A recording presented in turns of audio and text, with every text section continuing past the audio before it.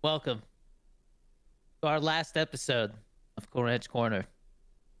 For real this time. we did this before, remember, where we took a hiatus, but this is not a hiatus. I mean, I'm not saying I'm here not for this saying last never, episode. you are, yeah. Just talk about Chris like he's not here. We're still gonna keep it cool. We'll probably all buy a ranch one day. And I sleep in the corner of my bedroom. So. Oh my goodness. So before we get to the elephant in the room, why this is our last episode, anything new and interesting with you, Chris? I got new shoes from work, and then I went to our All sister's right, house moving yesterday. on. Ben. Jesus, bro. I was gonna say something actually like kind of frustrating. So when I went to our sister's house yesterday, I was trying my shoes on for the first time. Like, I was breaking them in, and our nephew threw up on my shoes. Oh. I was like, dang it! I just got these. Like a lot? No, but it was like it was just It was just like, oh. well, cause I don't know. I think he had just gotten fed, and so then he was just like. Yeah. I forget he's at that age where like you feed them and like they like get a little off their equilibrium and they just start throwing up everywhere. Well, I think it's because they don't know when to stop eating. Well, that too, and then like they'll get like air, they'll get like gas bubbles in there, and yeah. Anyways, babies are fun. Yeah, I'm glad we're through that phase with dude. Casey is like full on talking now. Wow. No Like way. I'll walk in the living room. She's just like, hey. I love that. And Bobby taught her some sign language too, which is like really smart. Like she knows how to say like please and more and things like that. So Oh, cool. Yeah. Yeah, what is please and more in sign language? I don't know. I forget what please is, but more is like you go like this. Okay. Do you know what poop is? Oh God, no.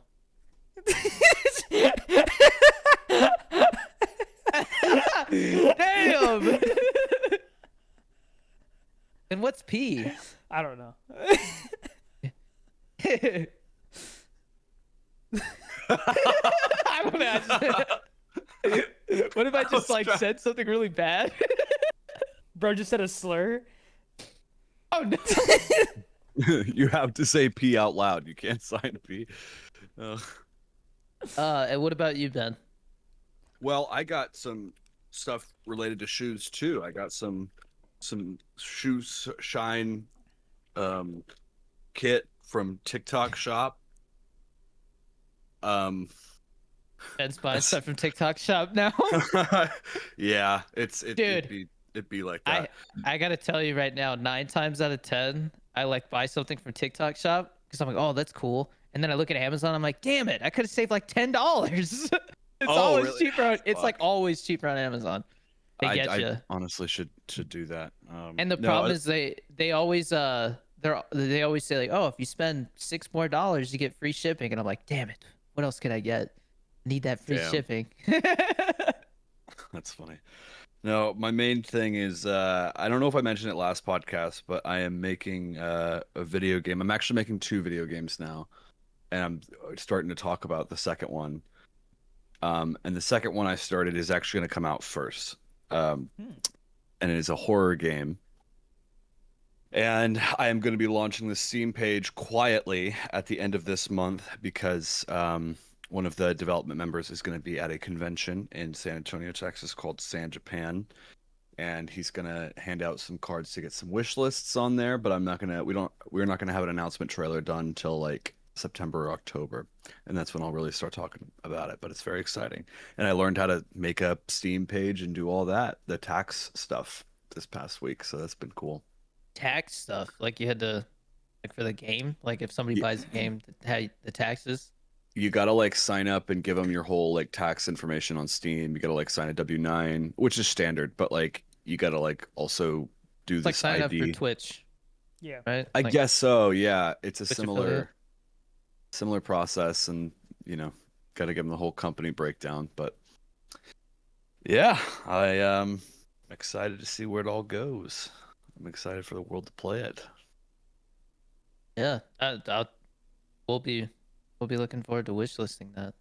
Thank you, Cool. man. So I got a couple of updates. Hunters, the short film I've been working on for the last couple of months, it is just about done. So, this next week I'll be doing a final review. I'll probably go watch it at one of the theaters in Santa Fe to do like a quality test screening. So that'll be cool, and then probably do a cast and crew screening not too long after that. So excited to see what they all think. And then I'm getting a poster designed, and once we have the finished film, because I'll probably use I'll probably do some screen grabs and use those for the poster.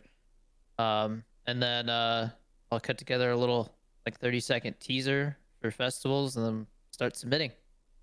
Yeah, excited about that. I don't have any updates on Always Ready.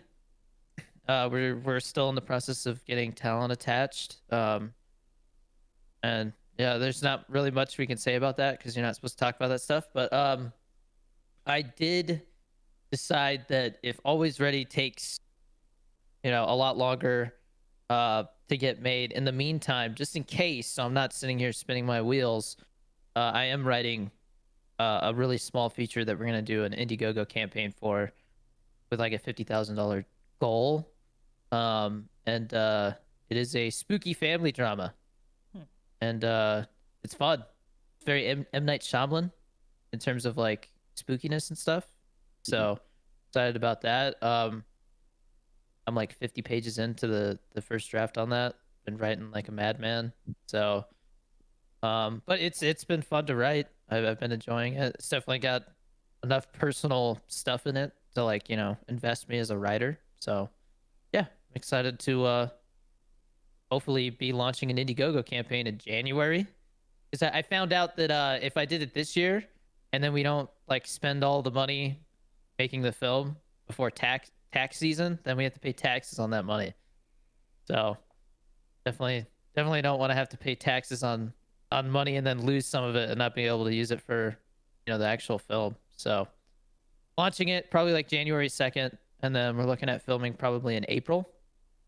So this time next year, it would hopefully be about finished if we stick to that timeline. So Exciting. yeah, it is exciting to be able to say like, I'm gonna make a real movie, like a full-length movie. It's not gonna be a Marvel movie in terms of like budget or anything, obviously, but it's definitely putting some heart into it. So excited to share more about that soon. All right, so moving on to the big topic at hand. This is the end of Cool Ranch Corner. At least for now. I don't know if there's any desire, Chris, to bring it back someday, but we won't fully close that door. I don't believe in fully closing doors like that, but I don't know if in terms of why we're ending it, I don't know if you want to speak on that, Chris, since you got like 2 jobs and shit. Yeah, I work like 16 hours a day, 5 days a week. Well, 16 and a half, including a lunch, which I hate taking lunches at work, but it's a whole other story. So I barely get any sleep. My weekends are all I have to like recover and like get my crap together, like go get groceries and stuff like that. As you guys notice, I never get haircuts. That's part of the reason why. Like I'm literally that tired all the freaking time.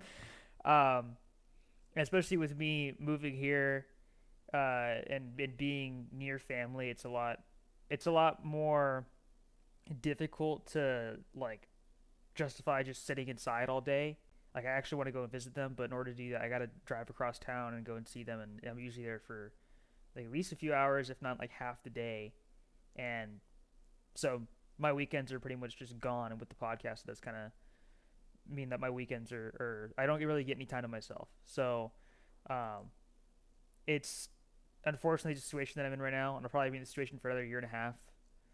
So until that changes, it's really hard for me to justify just like spending half my day doing the podcast. It's just really hard. So Yeah, and we've talked about how everybody is doing a podcast now, and so in order to really stand out, you have to put in some serious hours. And so for me, it's hard to justify putting that kind of time into a podcast where we basically just shoot the shit, for like 2 hours. Like there's not really any like specific, I guess, goal. We kind of just come up with stuff on the fly when we're making like the topic list. And so Ben and I are very happy to announce that on September 1st, we're going to be launching a new podcast with a new YouTube channel, a Spotify, and possibly an Apple Podcast feed. Or, you want to announce the name, Ben? Fellowship of the Script. Fellowship of the Script. Yeah. So it's obviously very filmmaking focused.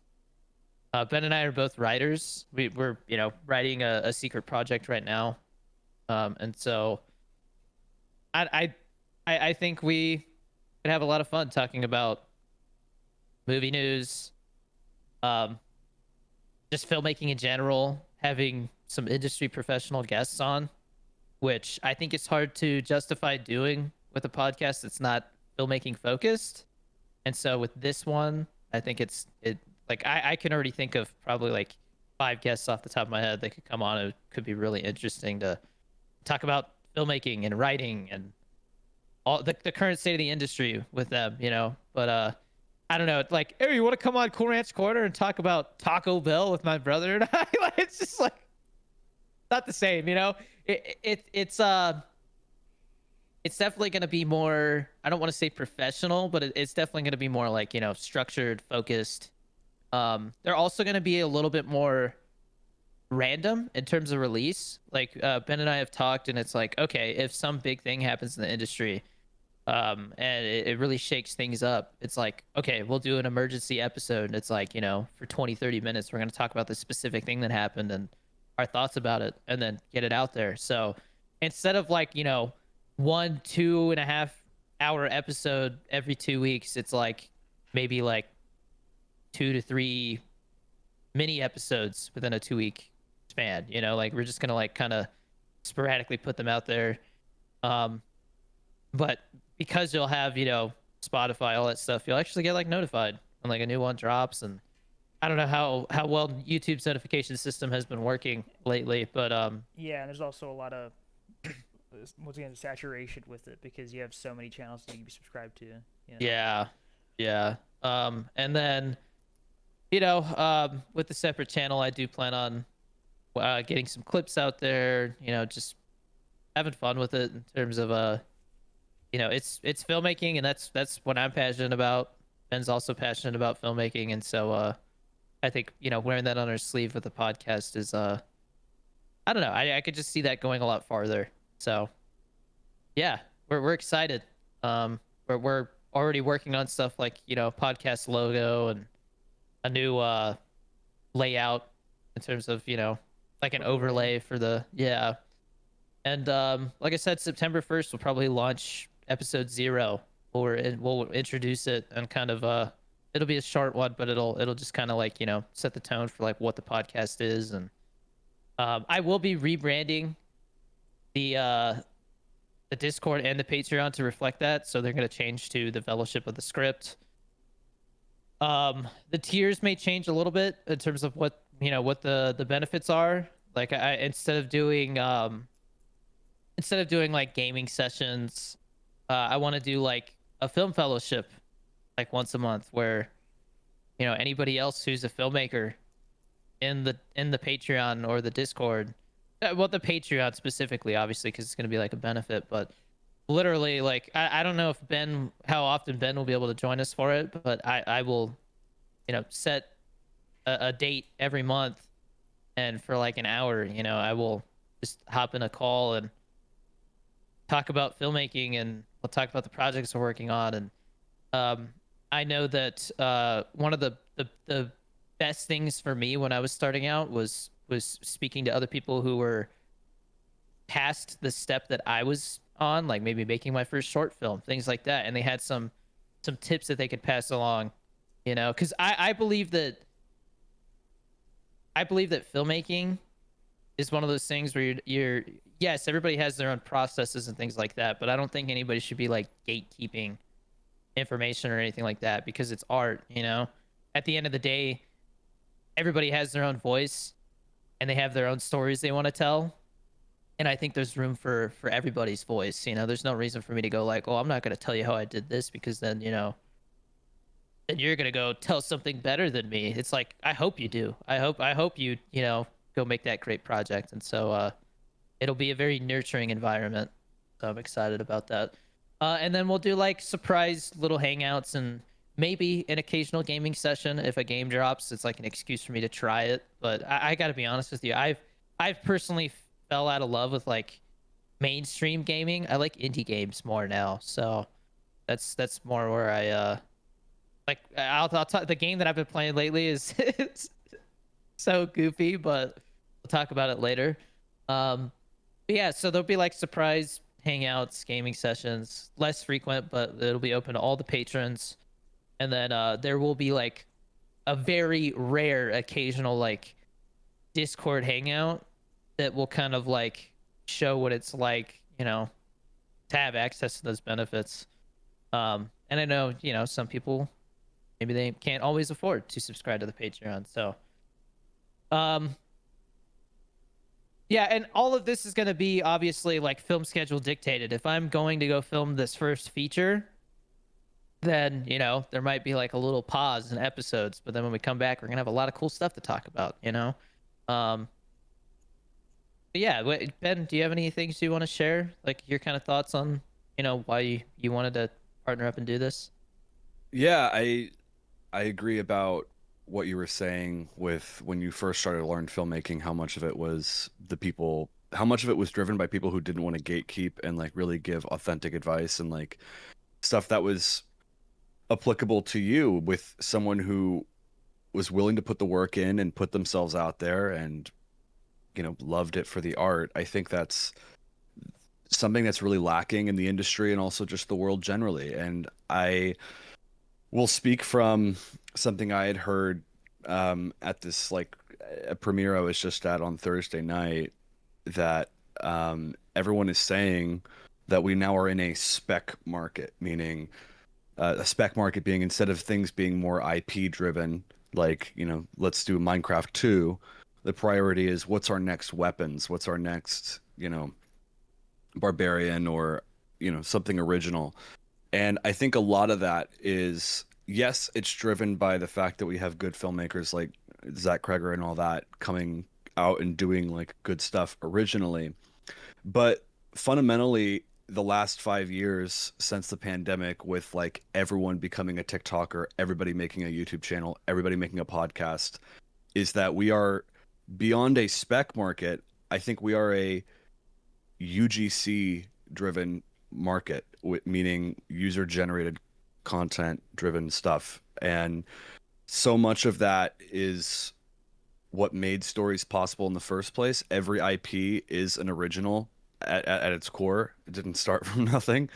And I think there's a lot of bad vibes in the air with a lot of other podcasts and a lot of other like film communities that the gatekeepiness makes you feel like they're above you or better than you, and you're not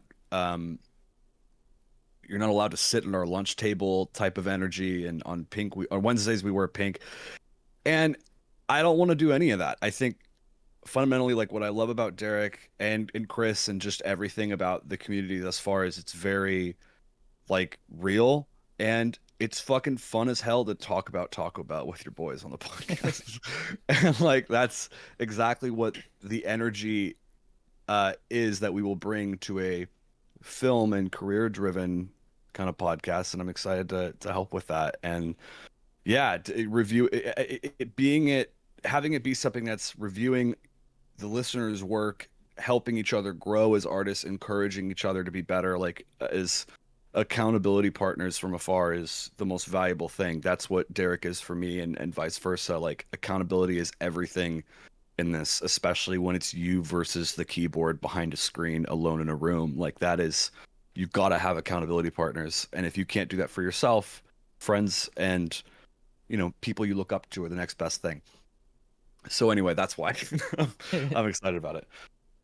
Yeah, no, I mean, just seeing some of the questions that have come in with this podcast and the things that are asked in the Discord, I'm like, yeah, obviously there's a good portion of this audience watching this right now or listening to it that is interested in filmmaking, or they're trying to figure out where to start. I mean, Isaiah Nichols, he asked a question that I'm going to answer later, but I mean, he asked, what inspires you when writing a scene? Like, those are the things that we would talk about on this podcast is how do you sit down and decide, who's your main character in a story. And just, I mean, that's the thing about storytelling is normally anything else, let's say you're at work, right? You have a job. It's one of those, like, I mean, in the Coast Guard, for example, there was things where I'm like, why don't we do it this way? That would probably be better. It's like, because there's a way that we do it. This is not a job where you're like being paid to be creative or come up with ideas and do things like that. You have a task and you do it as written and instructed. Filmmaking is like creative jobs in general. It's like that you are encouraged to bring your own details and ideas to things and go against the norm and have that next innovative idea, and I mean, I would say that I found my own ways to like continue to I guess brainstorm. Like, I hear people talk about writer's block a lot, and to me it's like, I don't know, writer's block, to me it's more like a fatigue thing. It's like, okay, if my brain's just not working today, like maybe I need to take a break, maybe I need to go like just chill and watch a movie and that'll spark something. But I'm sure Ben has some things he could chime in on about writer's block and things like that. And those are the things that we would talk about on this podcast. We would have topics like that. We had a whole episode on writer's block, you know what I mean? And like, to me, that's fun to just like talk about, like, how do you come up with ideas when like, if it's like the faucet's like not even dripping right now. I'm reading a book right now. I just started it. Ben, I don't know if you've ever read this one. Rest in peace, David Lynch. But it's called Catching the Big Fish, and it's literally him talking about like creativity. Cool. Yeah, so far it's really interesting because it's like he opens the book up with essentially like, I'm just a normal kid who grew up, with like we like lived by the woods, and like, it was just ideas were always the thing that, and he talks about how he liked drawing and painting, and he thought that, oh, like when you become an adult you don't draw and paint anymore, you're supposed to like get like a normal job, and like, that stuff's for kids. And then he met a friend, and he said like his dad was a painter, and he's like, what, like he paints houses? And he's like, no, like he's an actual artist. And then that's when he realized, like, if you're actually passionate about something like that, like you could totally make that like a profession. But there are posers out there. I do think there are people who are like they care more about fame and fortune, and we're obviously like we're in it for the art. So I think I don't know, I the same way that I think everybody has like a unique story to tell, I think we have a unique perspective. Each Ben and I both have unique perspectives that we can share on the things that are going on in the industry, or the things that the people in our community want to talk about. And I mean, I think there's an endless amount of things we can talk about when it comes to filmmaking. Yes, it's called the Fellowship of the Script, but to me, the reason why I wanted to call it that is because I think every great film starts with a great script. Yeah, and like, I don't know, because of like Lord of the Rings and like the Fellowship, the whole idea was like we're supposed to like protect Frodo while we get the ring, to the end goal. Like, that's what a film crew is supposed to do, is like, like, or a team of producers, whoever it is, they're supposed to get together and protect this script and get that vision to the screen, So I think it's a cool name, but couldn't have said it better myself. That's great. Yeah, I mean, I'm excited. It is bittersweet. You know, I'm gonna miss doing this, but I too am like, it would be nice to have like more of my Saturday back so I could spend it with my family. Now that Theo's back in school, I'm like, you know, like Saturdays and Sundays are very valuable when it comes to family time. So yeah, I don't know. I think this is I think it's gonna be really interesting. I think Ben and I are really gonna hit the ground running, and you know, every podcast is gonna have its growing pains, but I think because my second TikTok account specifically has become so filmmaking focused, I think we will have a good like foundational audience that I can share that with. And I mean, I think it being more filmmaking focused, there might be more people who are like, oh, it's just about filmmaking, I'll check that out. So I don't know, we'll see. We are gonna take it very seriously. So not that we didn't take Corner seriously, but it's just like, you know, there's a you, like I said, to stand out today, I think you really have to like go above and beyond. And filmmaking, you know, that's something I can really get behind. Like that aligns with, I think, both of our goals, you know, is long term. It's a long term pursuit, you know. Like I plan to, unless I have a real stinker come out and everybody just hates me. Real stinker. Like somebody's like, what is the question, Ben, that always comes up? It's like, if you could direct an IP, it's like, all right, finally I get my chance. I'm making Jar Jar the movie. I'd watch that. Jar Jar the movie. Yeah, the true Darth Jar reveal Jar. that he's the That's gotta happen. There's no way in fuck that doesn't happen. They made a Lego minifigure of that, I think. Oh really? Jar Jar? Yeah. Yeah, they did like an alternate universe one where Yeah. it was like a light side Darth Vader and there was Darth Jar Jar and stuff. It was pretty cool. Well, I think we got I think we got into that enough. Like I said, stay tuned. September 1st. Ben and I will be sharing that on our socials, I'm sure. You know, and linking to it. The plan is to have it set up so that, you know, as people have requested with this one, it'll be on at least Spotify, and I think there's a way. Like ever since Joe Rogan went to Spotify, I think you can have like the video on Spotify as well. So. Yeah. Yeah.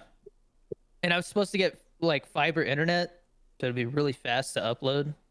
When that does come. So, by the way, to kind of switch topics into more of how we usually do this podcast, you know, because we got to end this on a happy note. So that fiber internet that I'm getting is the price is locked in for life, right? It's like $100 a month for life, which is pretty crazy because it's like if I stick with it 30 years from now, I'm gonna be stealing, bro. Yeah. Stealing internet. $100. It was like, my internet bill's $500. I'm like, locked in for life, Dude, baby. There's gonna be a point where a Big Mac is $100. Jesus, bro. Get I internet hope for the price of a Big Mac. just hyperinflation. And like, Oh my you like, God. can you imagine it like you go out to dinner, you're like, yeah, like, I mean, I gotta keep my budget under, and then like you look and you're like, chicken and rice is $60. Like some cheap ass dish. $60.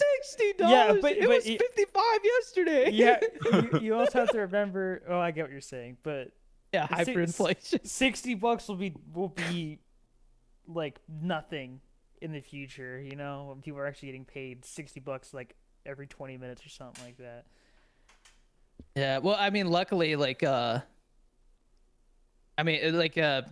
disability, like they, it's the same way that they like do the military pay bump every year, so that keeps up with inflation. But it's like, I saw somebody talking about how what is it? Boomers are always like, well, back in my day, you know, like houses only cost this much, and you know, and it's like, yeah, but if you look at how like minimum wage hasn't gone up, it's ridiculous. Well, I think they said, I saw yesterday, they said that there are now more homeowners over the age of 70 Yep. than there are 35 and under. That Yep. is insane. Yeah, because someone was like, okay, so you're telling me that people are buying houses, they're gonna live in for the next like maybe like 5 to 10 years, right?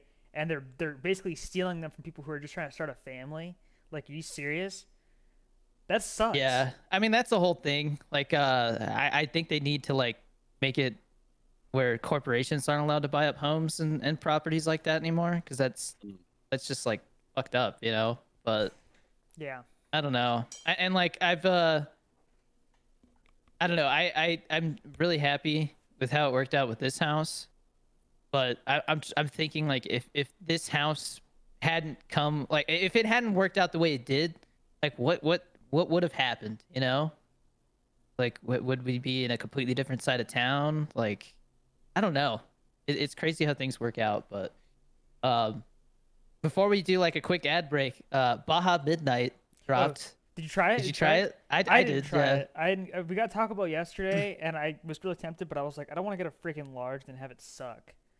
So I got a small of the regular. They don't have a zero sugar, which I'm not happy about, but hopefully that comes later because it is a permanent flavor. But it's essentially like a passion fruit version of Baja Blast, But- and it's good. yeah, I liked it. Yeah. would you drink it like often, or do you think it's like a once in a while? kind of I thing? think right now because it's new, it's like yeah that there's some novelty there to like wanting to change things up.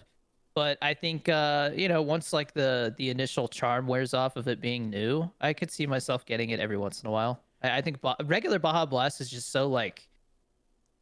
I mean, literally, it's been around since 2004. That is like my go-to. Like when I think of Taco Bell, I think of Baja Blast. You know. I do want to make sure that everyone's aware. So I had been drinking Baja Blast, like the regular Baja Blast, for a while ever since I moved here, because I want to say when I came here there was like a 12 pack in the fridge that our sister left for me as a gift. I was like, oh, it's nice.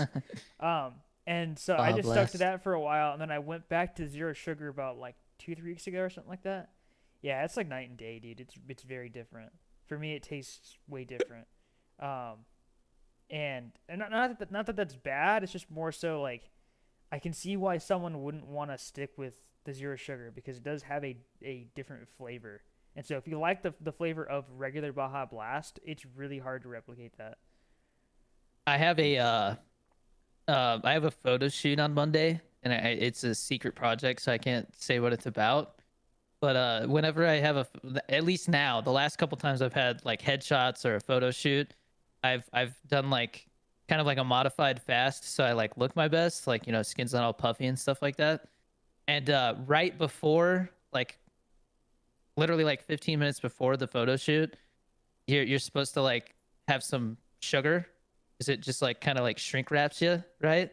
And so you know, some people they'll have like a handful of Skittles or something like that. I'm like, I'm gonna go get a freaking Baja Midnight Freeze. That's what I'm. It's just straight sugar, man.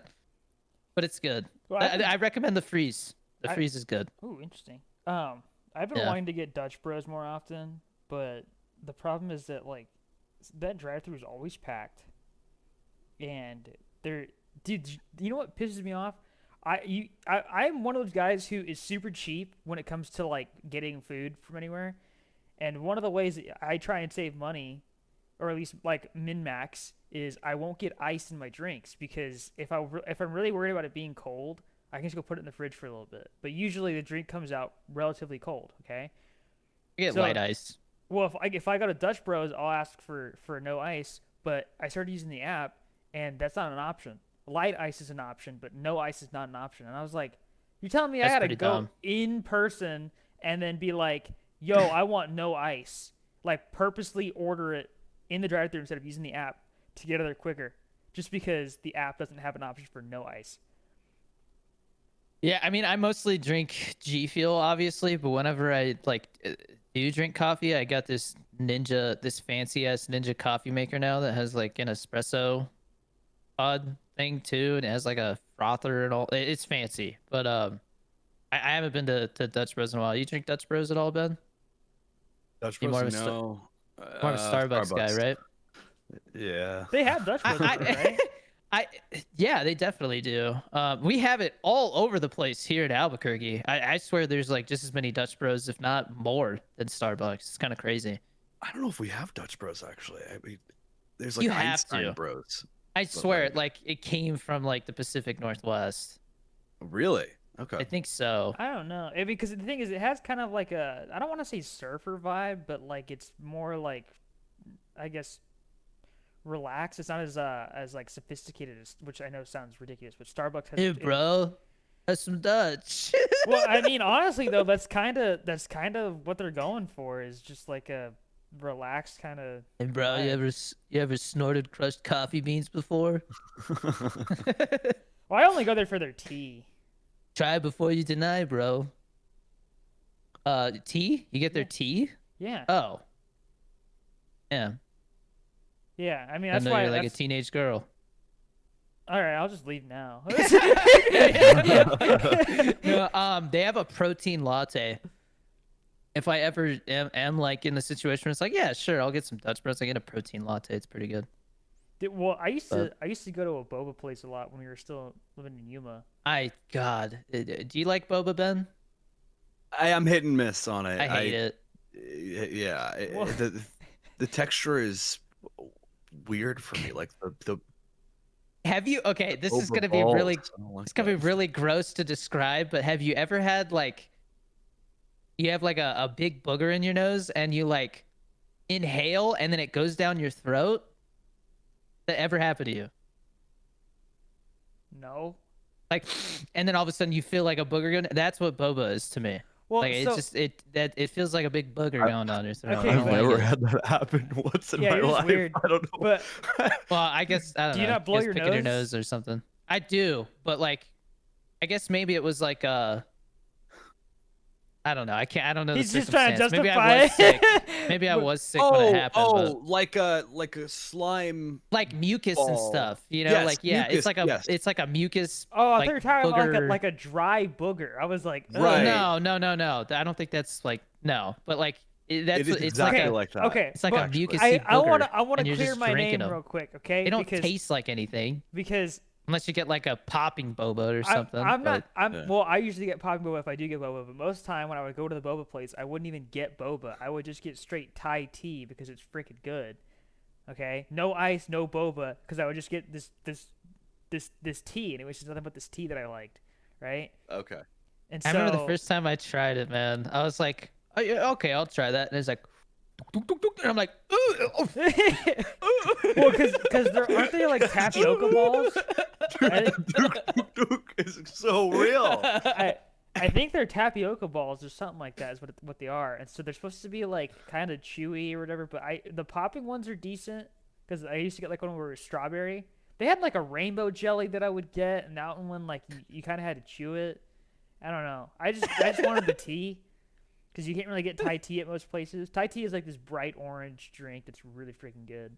It's like a milk tea.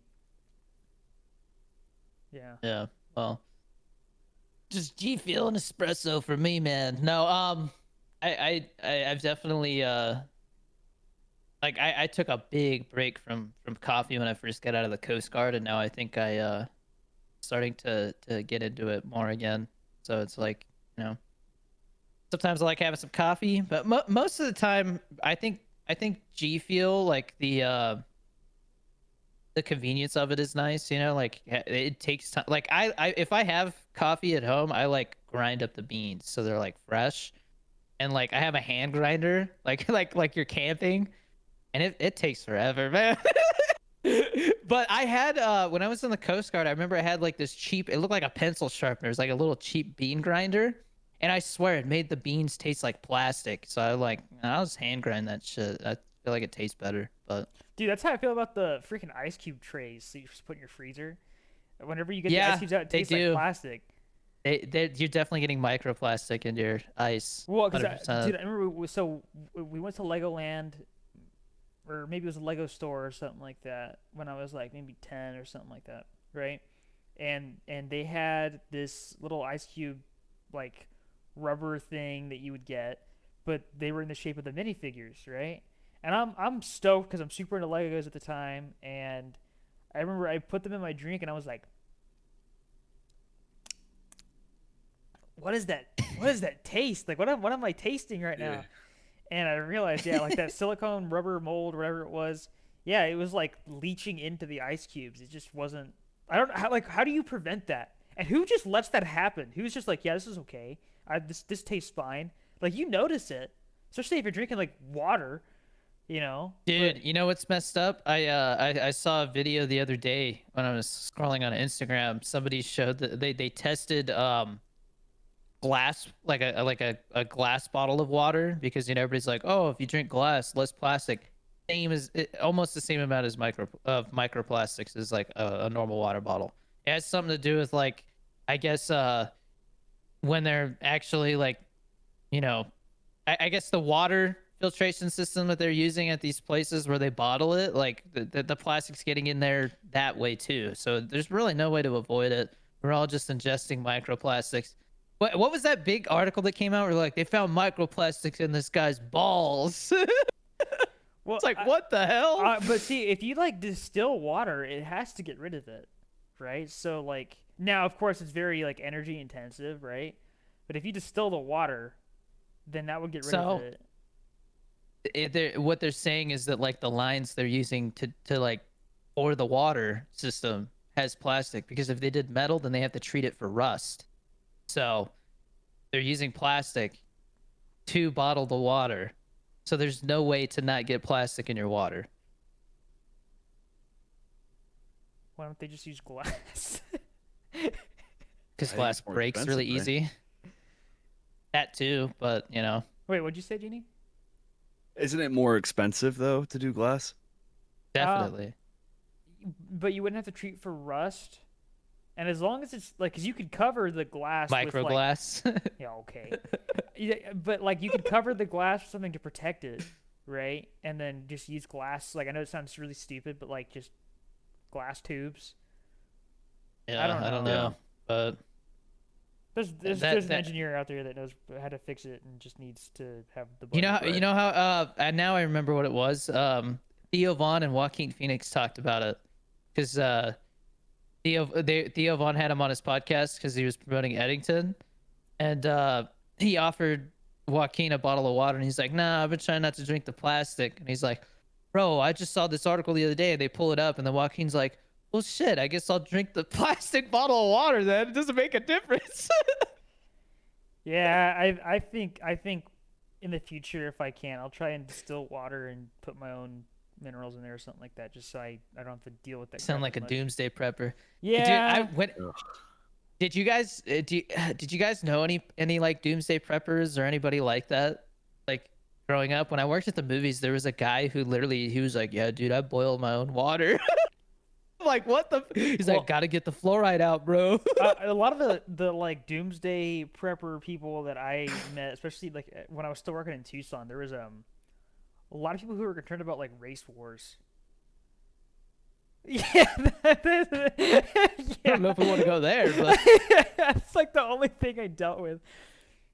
But nobody who was like building a bunker in their backyard or anything. Not that there's anything wrong with that. I think that we should bring back backyard bunkers.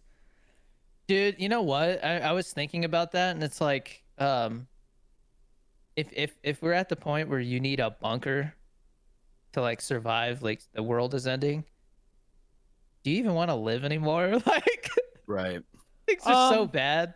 Well, okay, so here's the thing though, right? Like, I think when people think about nuclear war and the aftermath, they assume that it's going to be like freaking Fallout, where it's just like everything's destroyed, there's no chance of civilization coming back, there's going to be like mutant dogs and like ghoulish people just wandering about. And honestly, it's not really how that works. Like there's supposed to be like a nuclear winter for a little bit where it's kind of hard to grow crops and stuff, but after a few years you're supposed to be able to recover pretty easily. I don't know why I just imagined like Walton Goggins from Fallout, like knocking on your bunker door. "Hey, come on out of there. I know you got food in there. Open up." Speaking of which, Open your door. so you guys see season 2? They're supposed to have like a sneak peek. Yeah, I think, New Vegas. at Gamescom or something like that.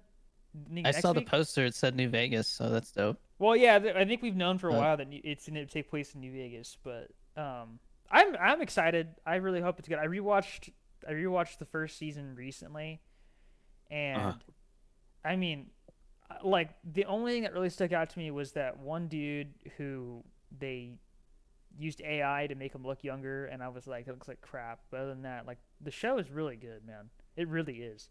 That like that AI thing to de-age the guy, and then like I think there's a couple scenes where people are shooting guns, and like when you shoot a gun, there's recoil, right?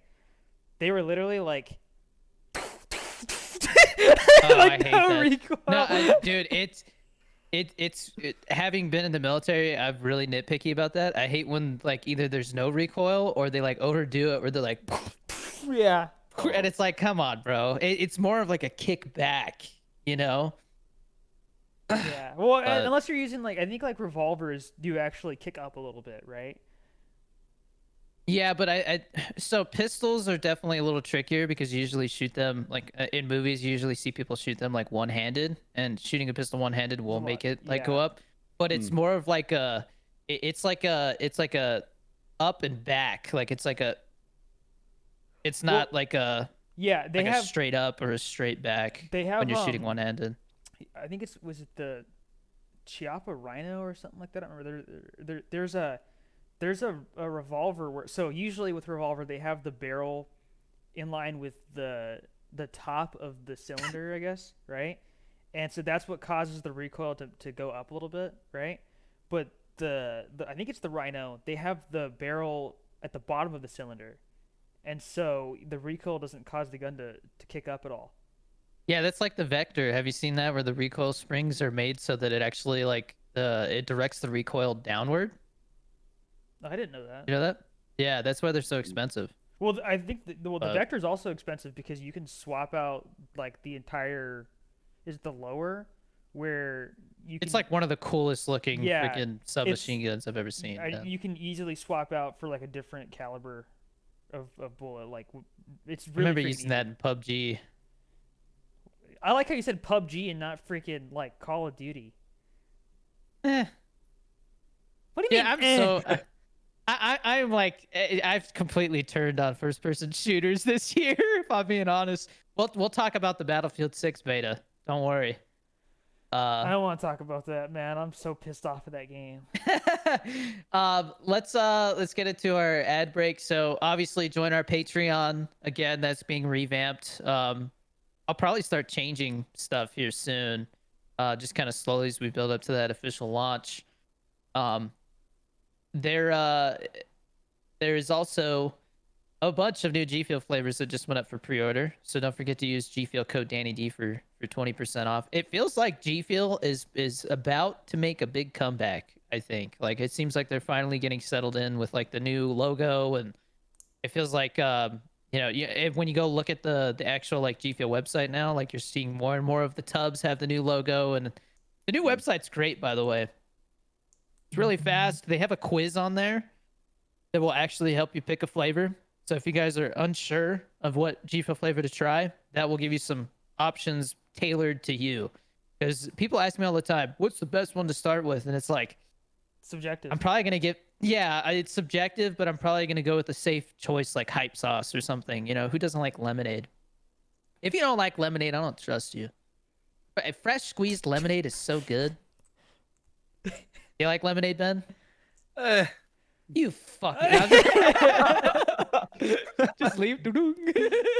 Chris, what's your take on lemonade? I feel like we align on everything, food and drink. I like lemonade. The fairgrounds, like when you go to the fair and they have fresh squeezed lemonade, that's the best. I mean, I'll say like I wouldn't drink lemonade every day. I mean, obviously not. It's so much sugar. Yeah. I mean, But soda has a lot of sugar. People drink it every day. I drink I- zero sugar. Oh, okay. You're not everybody though. So my issue with lemonade is the fact that it's too freaking like tart. Well, yeah, that's why they add the sugar. Balance it out. Yeah, but it doesn't just go away. Okay, put more sugar. You're gonna get Okay, diabetes. I don't but- Whatever, dude. Anyways, we got limited edition merch. Let me pull it up over here. All right. This is only available until August 29th, so you have less than 2 weeks. These hats have been the most popular. They're really nice, by the way. You know how like they're not like a snapback; they actually are. Sorry, let me move this. They actually have like a buckle, so you can get it exactly how you want. And then it has is it on this side? Yeah, there is a spot to actually hide the tail. Which is nice. It is a nice hat. So we got hats. Our bestseller. We got water bottles. You can put G Fuel in here. You can put whatever you want. Chocolate milk. I ain't gonna judge. Yoo-hoo. Chocolate milk. And then we have, of course, the T-shirt. Limited time. After August 29th, these will no longer be available. We're gonna come out with, you know, another design. I think we're looking at possibly launching the next design around Halloween. So, yeah. Anyways, get that before it's gone.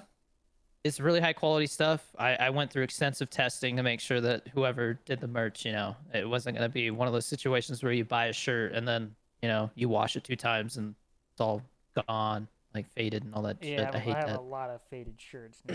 Dude, Yeah. well, I'll talk about this afterwards, but continue.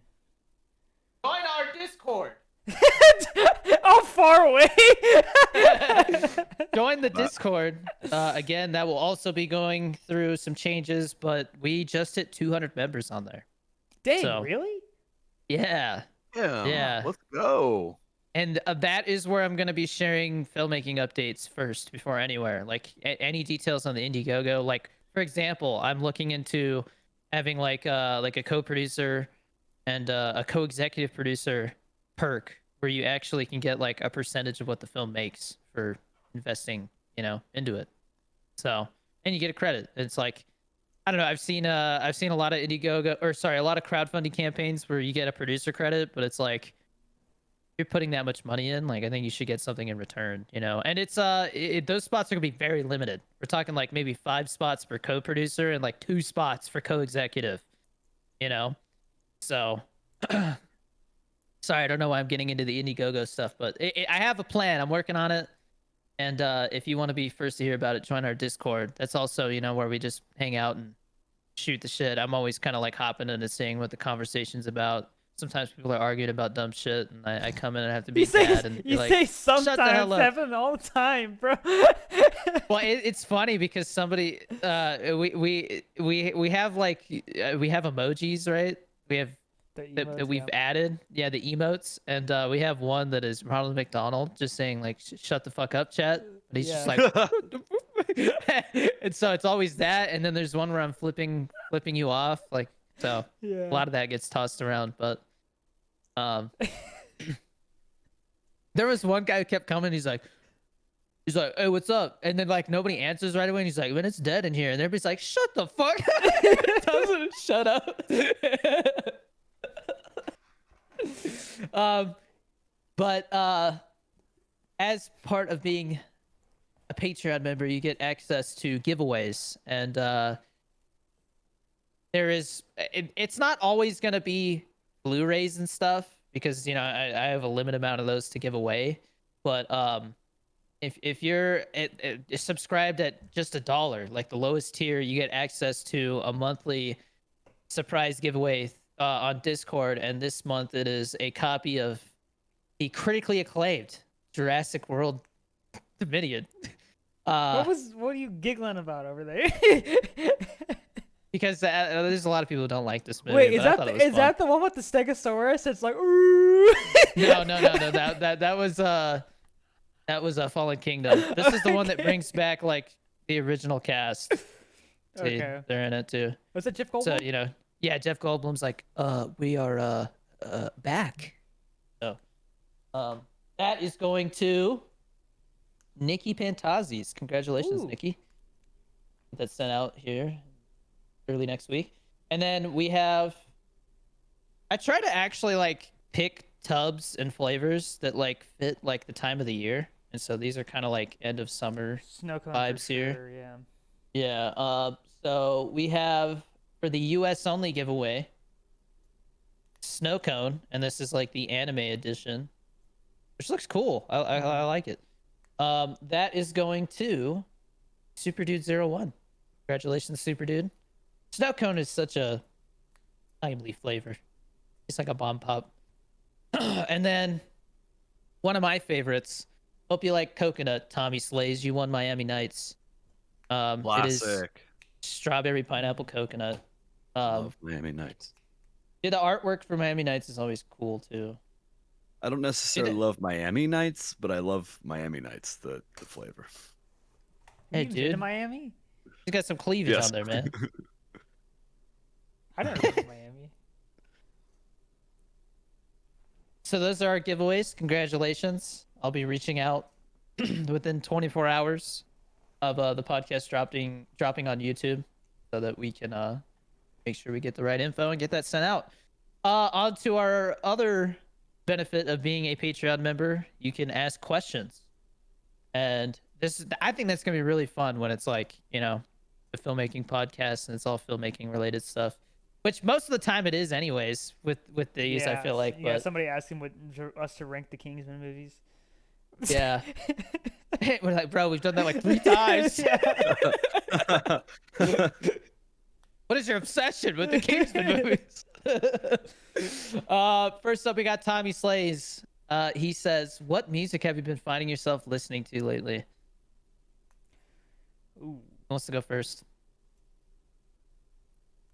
I don't know. I kind of just listen to whatever at this point. I mean, I don't know. I mean, I've been finding some synthwave songs. Actually, I have a question. This is kind of tangentially related. Do you think funk is a dying genre? No, I think it's just super niche to begin with. Yeah, but I feel like no one really talks about it anymore. It's not being used in music as much anymore, or music in TikToks I mean, anymore. I'm not to brag or anything like that, but I think it peaked when it was in Pollo Loco. No. Okay, dude. No, but I feel like you don't see it in TikTok edits anymore, and like I it's not- do. I see it on Instagram more than on TikTok now, but but- I also think that like the type of content that uses it, I like don't really watch. You know, That's it's always fair. been kind of like like niche. edits and stuff like that. Yeah. Yeah, Sigma stuff. Yeah. Interesting. I found myself listening to The like Last of Us Part 2 soundtrack. I have not heard that in so long, I will say. Oh I really, like, wow. I've really outgrown my only Last of Us music phase. When we do the Fellowship of the Script, you gotta be like, I am Ben Escobar. I'm 60 days sober from The Last of Us Part 2. Oh fuck.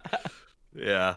Only 60 days? And then mean, he's gonna come on and be like, Guys, I relapsed. I fell off the wagon, guys. I listened to it for 6 hours yesterday. I was like only listening to that soundtrack for like a solid 4 years. I feel like 3 or 4 years. Like, How do that you was not my get only- tired of that? I don't know. It was just the Timeless mindset I art. was in for so long, and it was just like the drive. I was like so creatively driven by it that I was just like it never got old. Because I would like feel and learn something new about it every time. But anyway, now a lot of the music I listen to is driven by what I'm writing at the time or what I'm trying to get out and done. So like Same the here. games I'm working on is like there's one artist I really love that's like super niche and she is so slept on, and I'm gonna have her entire music is gonna be the driving force of one of my games. Her name is Martha Sindel. I found her on YouTube from just the recommended page on the side, and just fell in love with her voice and her music. It's very simple, very acoustic, very like sad. People call it sad sorority girl music is what my girlfriend calls it, which is like whatever.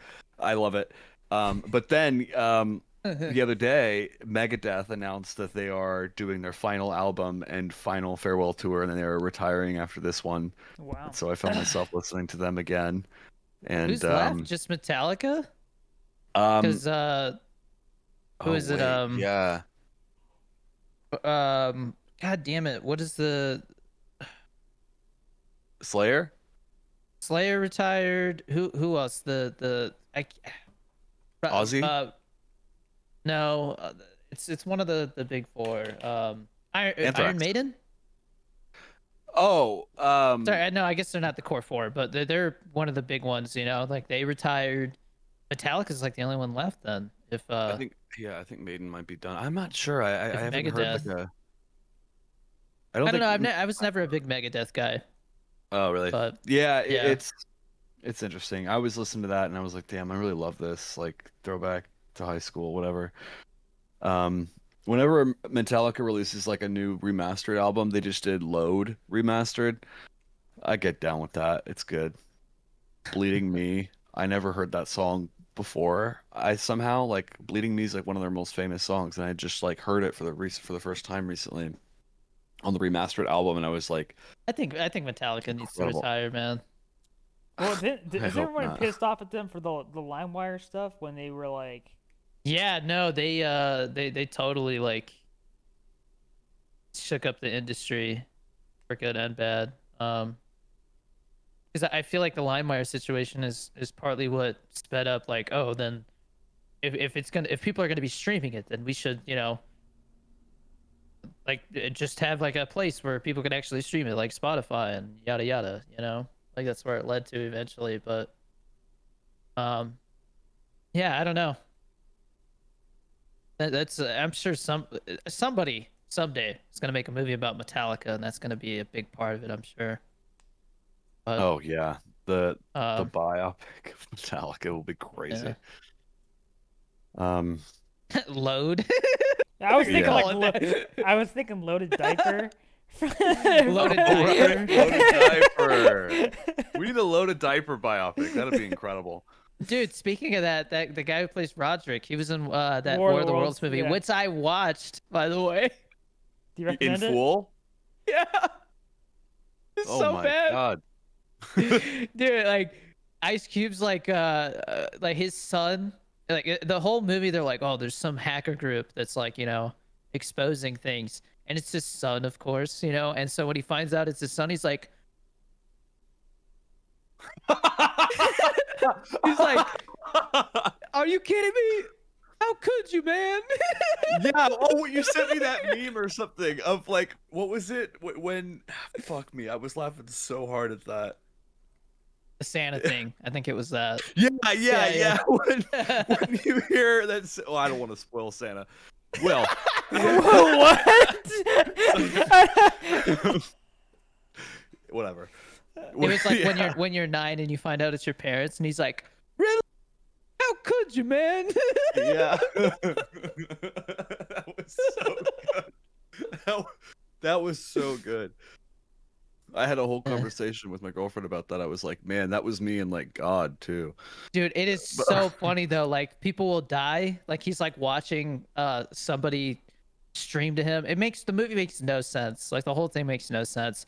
But like somebody's at like ground zero where one of these like alien things has landed, and then all of a sudden like it comes out and like everybody's dying and there's an explosion, and he's just like, God damn. Well, and is he's supposed to be part of like what, the NSA or something like that, or something? Yeah, and he's like by himself the whole movie. And it's funny because he's like the people that he's working for, right? Like his boss, like they like lock down the place, and he's like he's trying to like go get his daughter, and he's like, hang on, I'm coming. And then he goes and he's like, the door's locked. It's so stupid, man. I mean, and I get it. Oh. Like it was made during the pandemic. Like there was only so much they could do. But Jesus No, Christ. it's not just that. It's just bad.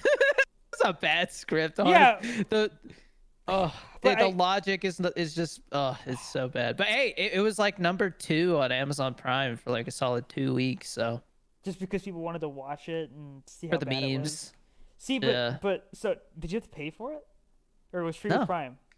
hmm Do you think they get like money for the amount of people that watch it?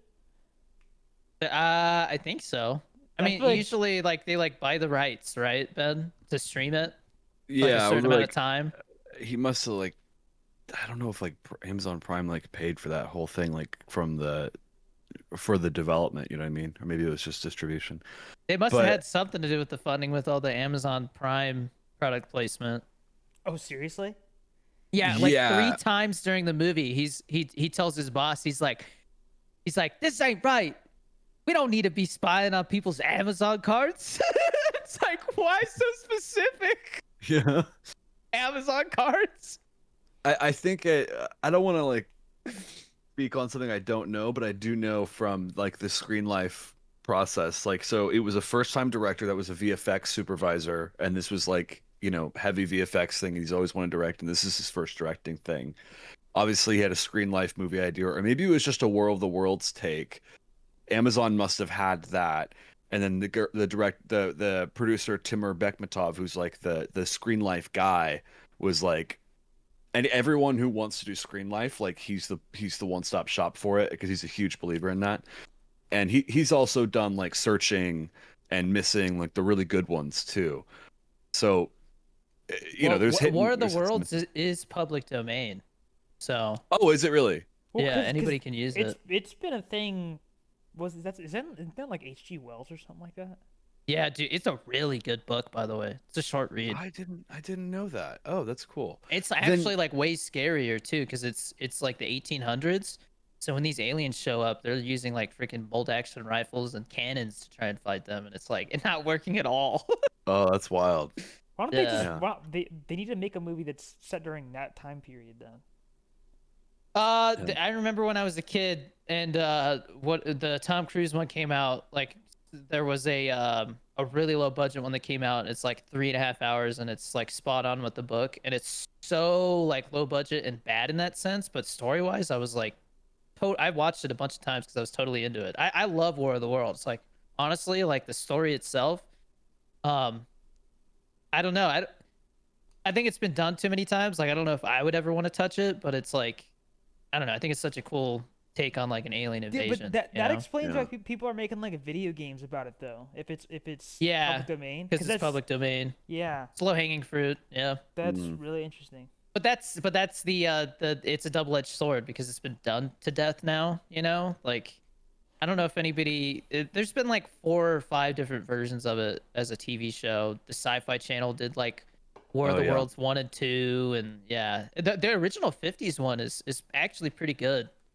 And it's like, you know, they have like World War II weapons, so they're like shooting it with like old tanks and stuff like that. And I don't know, the in the book, it's like a freaking heat ray that they shoot at you, so it basically just like melts you. Way scarier than turning into dust. And Which shit. one was it where that's like literally what happens in the movie? Because I think I've seen that before where it just like melts them. It's probably that low budget one that was like really accurate to the book. Yeah. The Cruise one? No. No. Oh. I did watch the Tom. It was funny. I watched the Tom Cruise one with Theo, and then all of a sudden, like, the Amazon one came out, and I was like, "What a weird timing that is." But the Tom Cruise one is it's decent, you know. Like Which I one's- think There's one where like I think one of the tripods steps on a person and it looks like jelly. yeah, that's the low budget one. Oh, cool. Okay, Yeah. it is that. Okay. Yeah, it's crazy because like I don't know. To me, that's way scarier. Like they're like in like 1800s London, and that shit goes down, and like the mass hysteria of it all is already scary, you know. But then the fact that we literally have like no way to fight them, like that's even scarier. Like at least in the modern one, it's like we have, you know, all these troops and helicopters and planes shooting at them to try and like hold them off while people can escape. But in this like old book, like there is no escape. Well, I think the closest thing to that's been made recently is like maybe like Battle Los Angeles, where it's like there's stuff like they're not sure if it's actually gonna be able to fight against the aliens. Yeah, no, I mean, I think I told Bobby when we were watching like the Ice Cube one, I was like, if I ever like did have the chance, I think I would tell it from the military point of view. I think that'd be the coolest way to do it. You know? Yeah. Because I think all the other ones, it always follows like, you know, some dad or a husband or something. It's always like literally all of them. I mean, even the Ice Cube one, it's like the dad, you know? Just tell What it from a about, different like, point of view. Anyone ever done like a Stone Age War of the Worlds? Yeah, literally. Yeah. Like I just think of, like, like, you remember that old like Scooby Doo like dunk it's like smack him in the club and then just the alien just Yeah. like disintegrates them. War of the Worlds meets Flintstones. Yabba dabba do it. But then it like results in like a We gotta story get out of here. death. They like hop in their Flintstones car and they're just using their feet.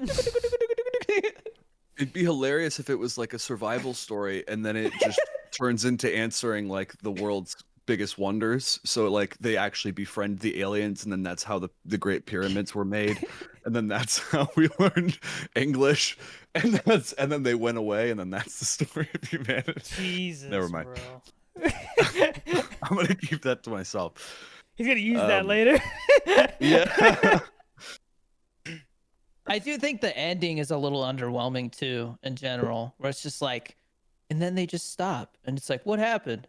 The germs, you know? Like that's a little like, yeah, they it's got almost the like, sniffles and died. I mean, it's interesting, and like it's funny because in the Tom Cruise one, it's like, how do we make this cooler? Let's get Morgan Freeman to say it, and he's like, and then they died. Well, is that They drank the water. is that better or worse than the way that Signs did it? So there is a theory that the reason why Signs is all about the water being the issue is because they're not aliens. They're demons. Yeah, they're demons, and it's like Holy water? because he's a priest. It's holy water. Yeah.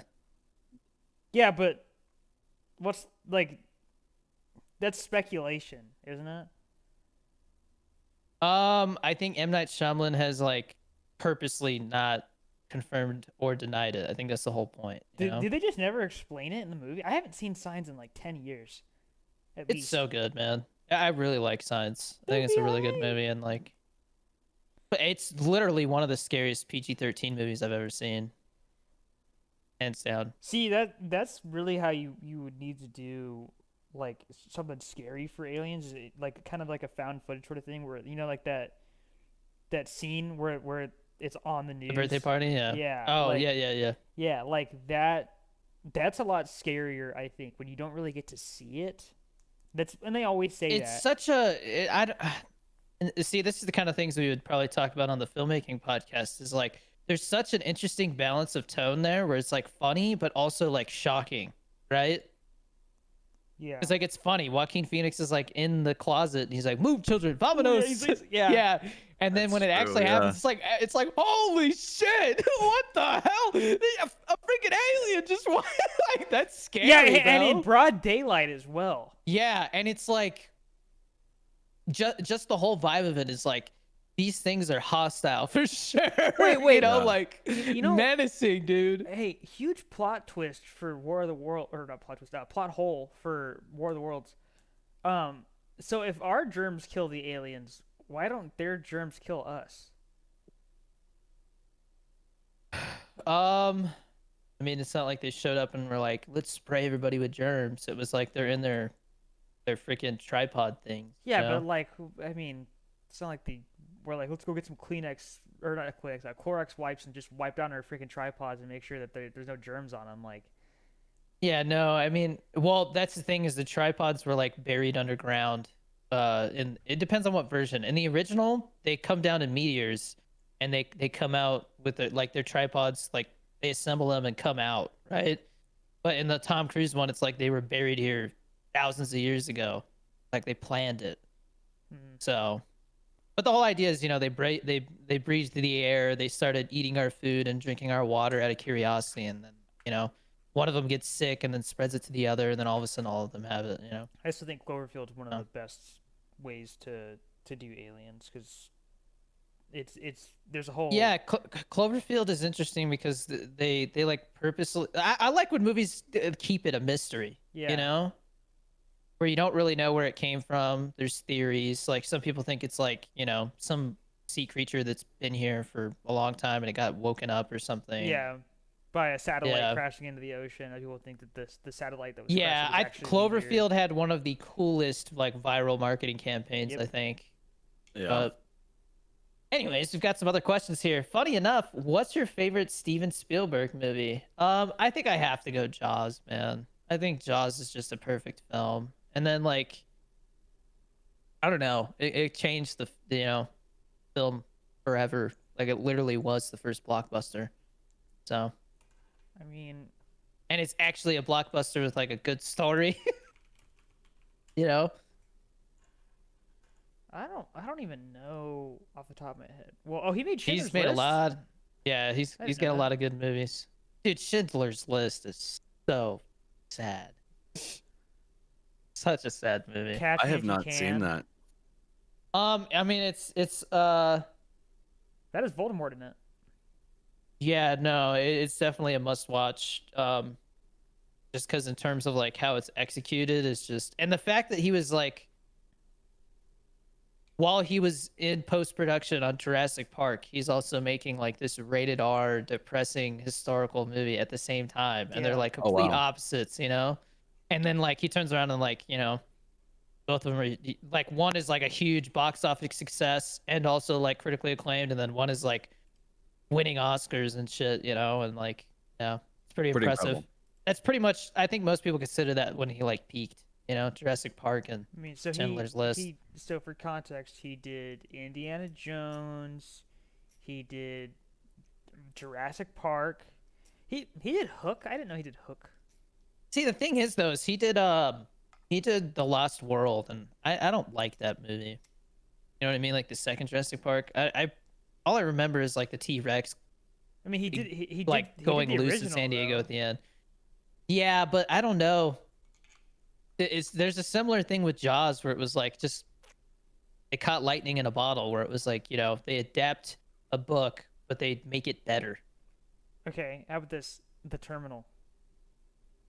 The Terminal is very underrated. The Terminal is really I've freaking not I seen don't that. I that's the one where Tom Hanks he's from like what, it's like Croatia or something. I can't No, remember. it's He's from like some it's some made up country. yeah, it's Oh, like he's a but stuck in the terminal. I think I'm aware Yeah. of this movie. Yes. yeah, it's very good, but it's also like it's also kind of like a feel good movie, so like the second half gets a little like corny, but Yeah. like it is a good movie, and like It- there's generally some moments where you're like, damn man, I feel for this dude. Like the freaking shopping cart thing when he's trying to get money for Burger King. Yeah, well, because the people who work at the airport are like, this guy, unless we get him to like essentially step out into New York City, he's our problem. So they're trying to get him to leave, but he won't. Yeah. And so like he finds out that if he starts returning the luggage carts, it gives him a quarter. And so he starts like taking everybody's carts and returning them, and then takes that money and go gets like Burger King. And then so like then they hire somebody and they take away the coin machine. Like it's classic, stakes, obstacle, all that. I don't And remember then how he survives after that part, because that's just that. I mean, that was how he was surviving. He's just he gets a by doing job. that. He starts working Oh. for like construction at the airport. Yeah. Really? I don't. I Yeah, really, I don't and he remember starts that at like, all. and then he starts dating one of the chicks that works there too, who sells like perfume or some shit. I don't remember. Saving Private Ryan. Saving Private Ryan. I mean, probably the best war film ever made, arguably, right? Trying to think of what else there is. I mean, it actually like it looks like he's made a lot less movies than I realized. Like as far as like actually directing them. Yeah, I don't He's know. a I producer mean, for a lot of stuff. I know that. oh yeah, him and Ridley Scott are like, freaking Type executive producers on everything. Oh, What? you never heard that phrase before from Workaholics? It's a way to say it. They're really close. They're tight buttholes. Anyways, Ben, you got a favorite Steven Spielberg movie? Jurassic Park. Or I like The Fablemans. It's not a favorite, but I think it's worth it's like an honorable mention. Yeah, if Yeah. that if I have a list that I've been working on Letterboxd, and I'll probably do a video about it at some point because I've been doing more film content on my second account. But it's like a list of films that every filmmaker should watch, and The Fablemans is definitely got to be on there for sure. Isaiah Nichols says, "What inspires you when writing a scene?" So for me, I tend to, obviously depends on the genre that I'm writing, the tone, the rating of it, and then for me, what inspires me and maybe like drives the flow of the scene is I think I listen to music. I think the music that makes me feel whatever that scene is supposed to make you feel helps me, like, I don't know. It just helps keep me on track, I guess, and I don't know. I feel like I'm feeling the scene because I'm listening to the music that's making me feel that emotion. What about you, man? You got any tricks to, like, you have to figure out how to write a scene? Um, What yeah, inspires you? I think music is definitely the way to go, and just immersing yourself in the sound and placing yourself there is the best way to do it. I also like watching good scenes that inspire me, like even if they're like unrelated to what I'm writing. So early on in film school, I was really touched by The Witch, Robert Eggers, and I would often watch that, "Wouldst thou like to live deliciously" scene where she's talking That's to a Black fucked up Phillip. movie. Yeah, I love that scene though. I think it's so powerful to see her like talk to the goat, and like just that whole performance is incredible. And that inspires me. I think a lot of scenes from The Leftovers right when that show came out, I Oh, was like, yeah, like the episode season 3 episode 6, Certified, the one that's about not Nora, the other one, I forget her name, the ex-wife of Kevin. Anyway, there's an episode called Certified. I think it's one of the best television episodes ever. That was really cool, so I like watching that. I find myself, obviously, Last was Part Two. I dig a lot into that. I think the scene with Ellie and Dina, where she's like, trying to talk to her from, after she kills Nora, and she's like kind of washing her back, and she's like, I made her talk. I think that scene is incredible. Um, there's one more thing I should mention. Um, just like, yeah, when you can see the artist going hard and really like, this is the reason.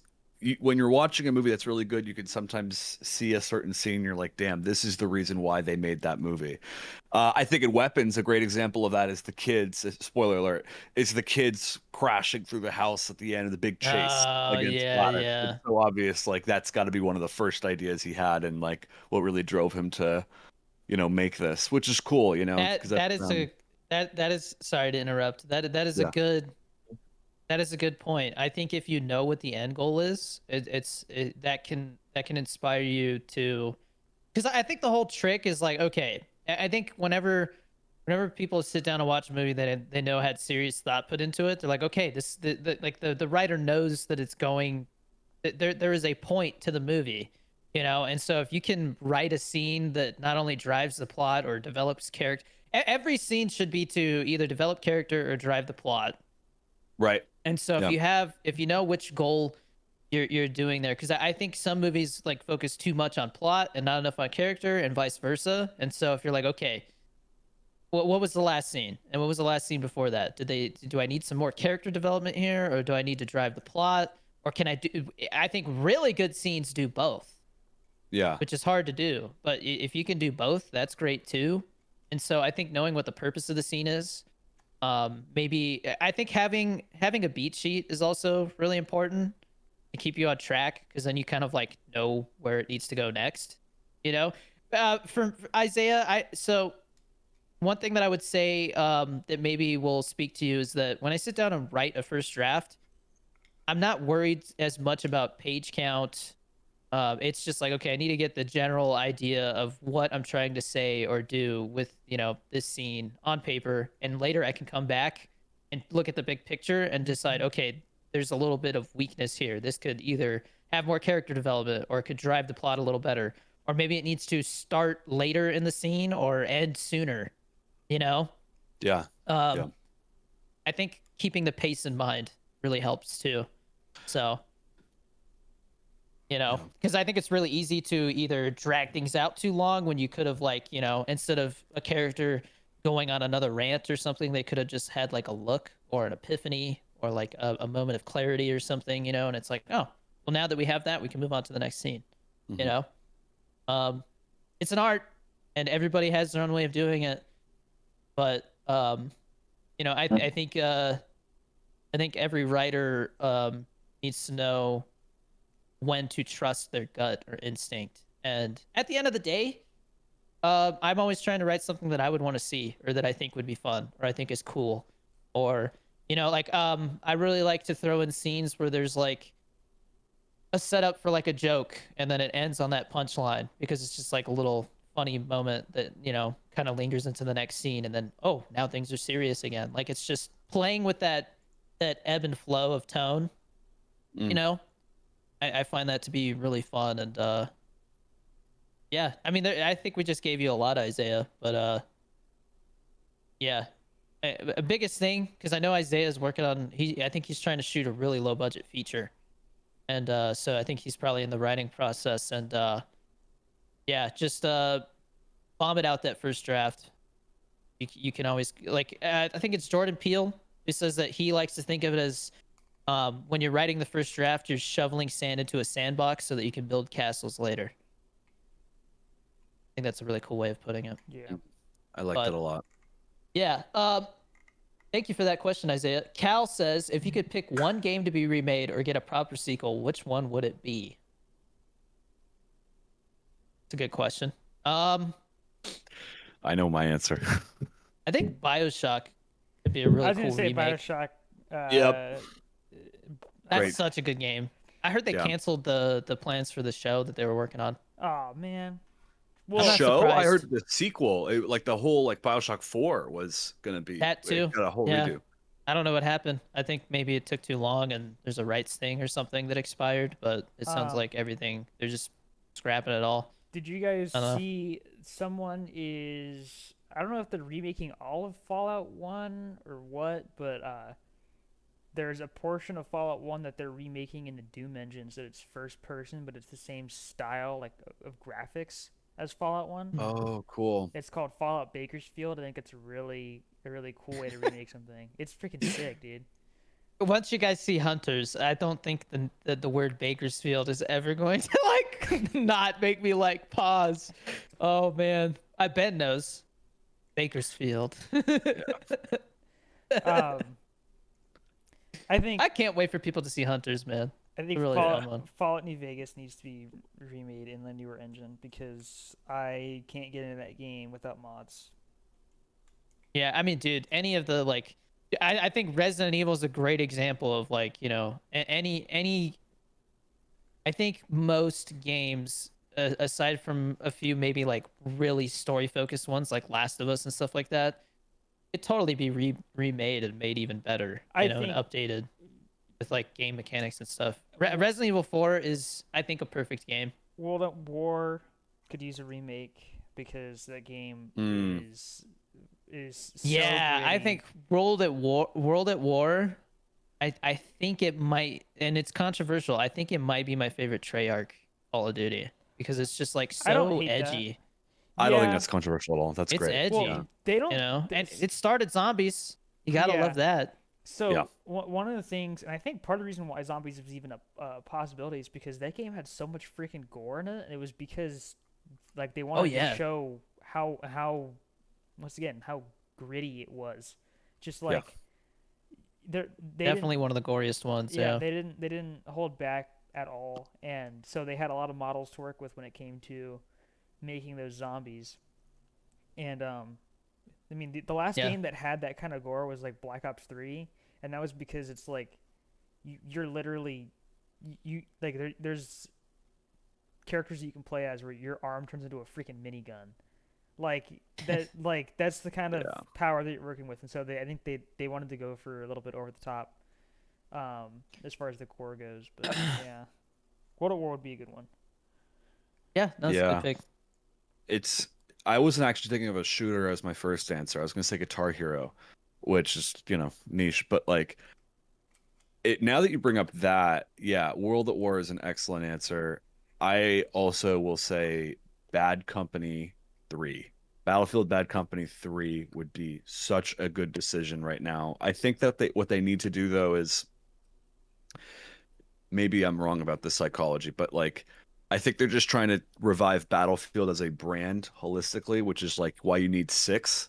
But then right after 6, if the next one is not a Bad Company 3 with like, grenade with the happy face hanging off of it, like then I feel like that's a missed opportunity, because it's what Bad Company represents is like that golden era of like World at War level Modern Warfare 2, because like Bad Company 2, its competitor was Modern Warfare 2. And Oh wow. that's like I didn't know peak. that. Yeah, in the back of the casing of Bad Company 2, which I might have, it says a quote from like one of the game journalism things that says, "This is a better multiplayer than Modern Warfare 2, right? Or this year. Like this beats out Modern Warfare 2 multiplayer Oh. this year."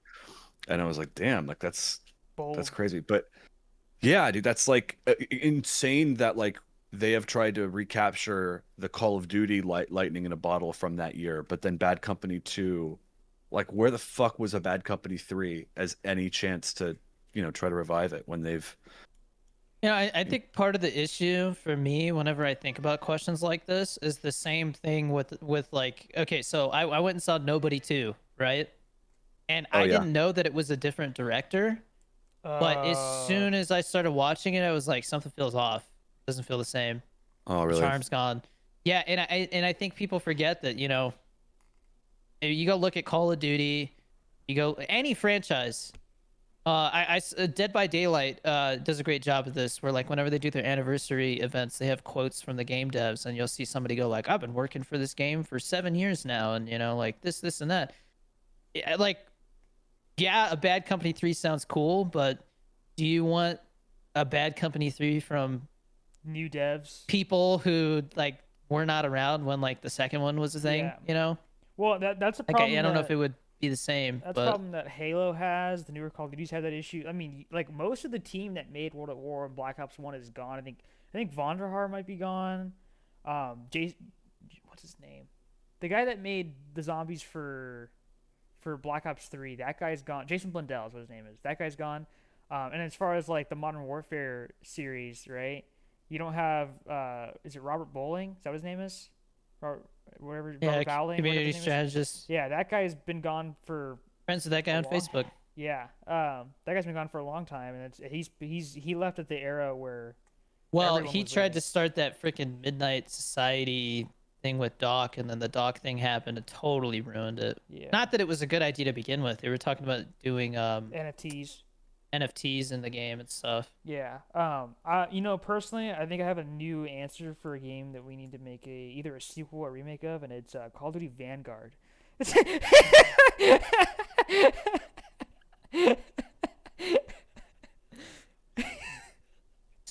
I didn't think buy you that should- one. And you guys want to move on to gaming talk? I feel like this is a good segue into Well, gaming I, talk. I do want to say real quick. I was on Facebook Marketplace this week, and I saw a shirt that said it was a listing for a shirt that said autism shirt on the listing, right? And I was like, oh, what is this shirt? Like I went and looked at it. It was like $20. It was my size, right? And I kid you not, it was a shirt. It was a shirt with like a bunch of raccoons on it, and it said "Rhythm with the Tizza." What the hell? I considered it, bro. Oh my! You're like, it's my size. Jesus, bro. All right. So gaming talk. What have you guys been playing? Minecraft. Still trying to get Fallout 4 working. I've been playing Ropuka's Idle Island. Is that the same one we were talking about before, or no? It's the frog one. Yeah. Ah.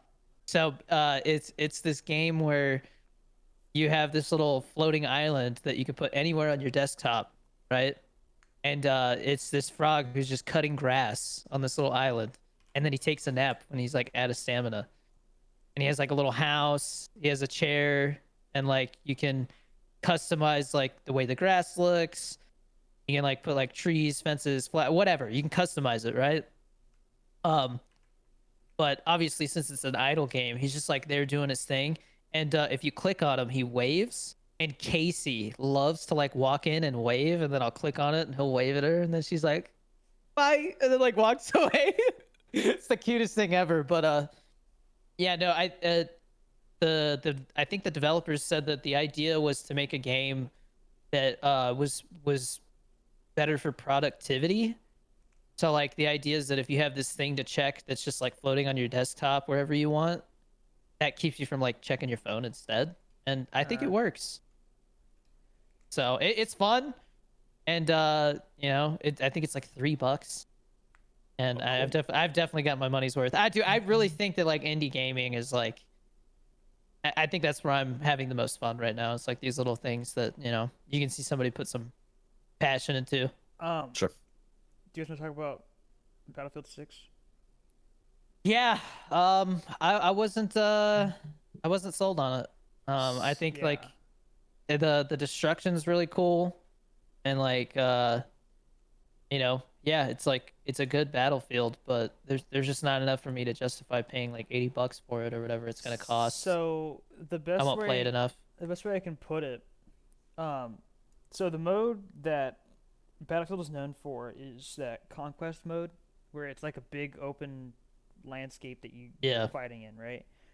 Yeah. And hopped into that, didn't enjoy it, and then I was like, let's go play Domination and what's the other one? King of the Hill. And that was fun, but the entire time while I'm sitting there, I was like, I'm enjoying this, but this is literally a mode from Call of Duty. Like if I wanted to play this mode, I would just play Call of Duty. Right?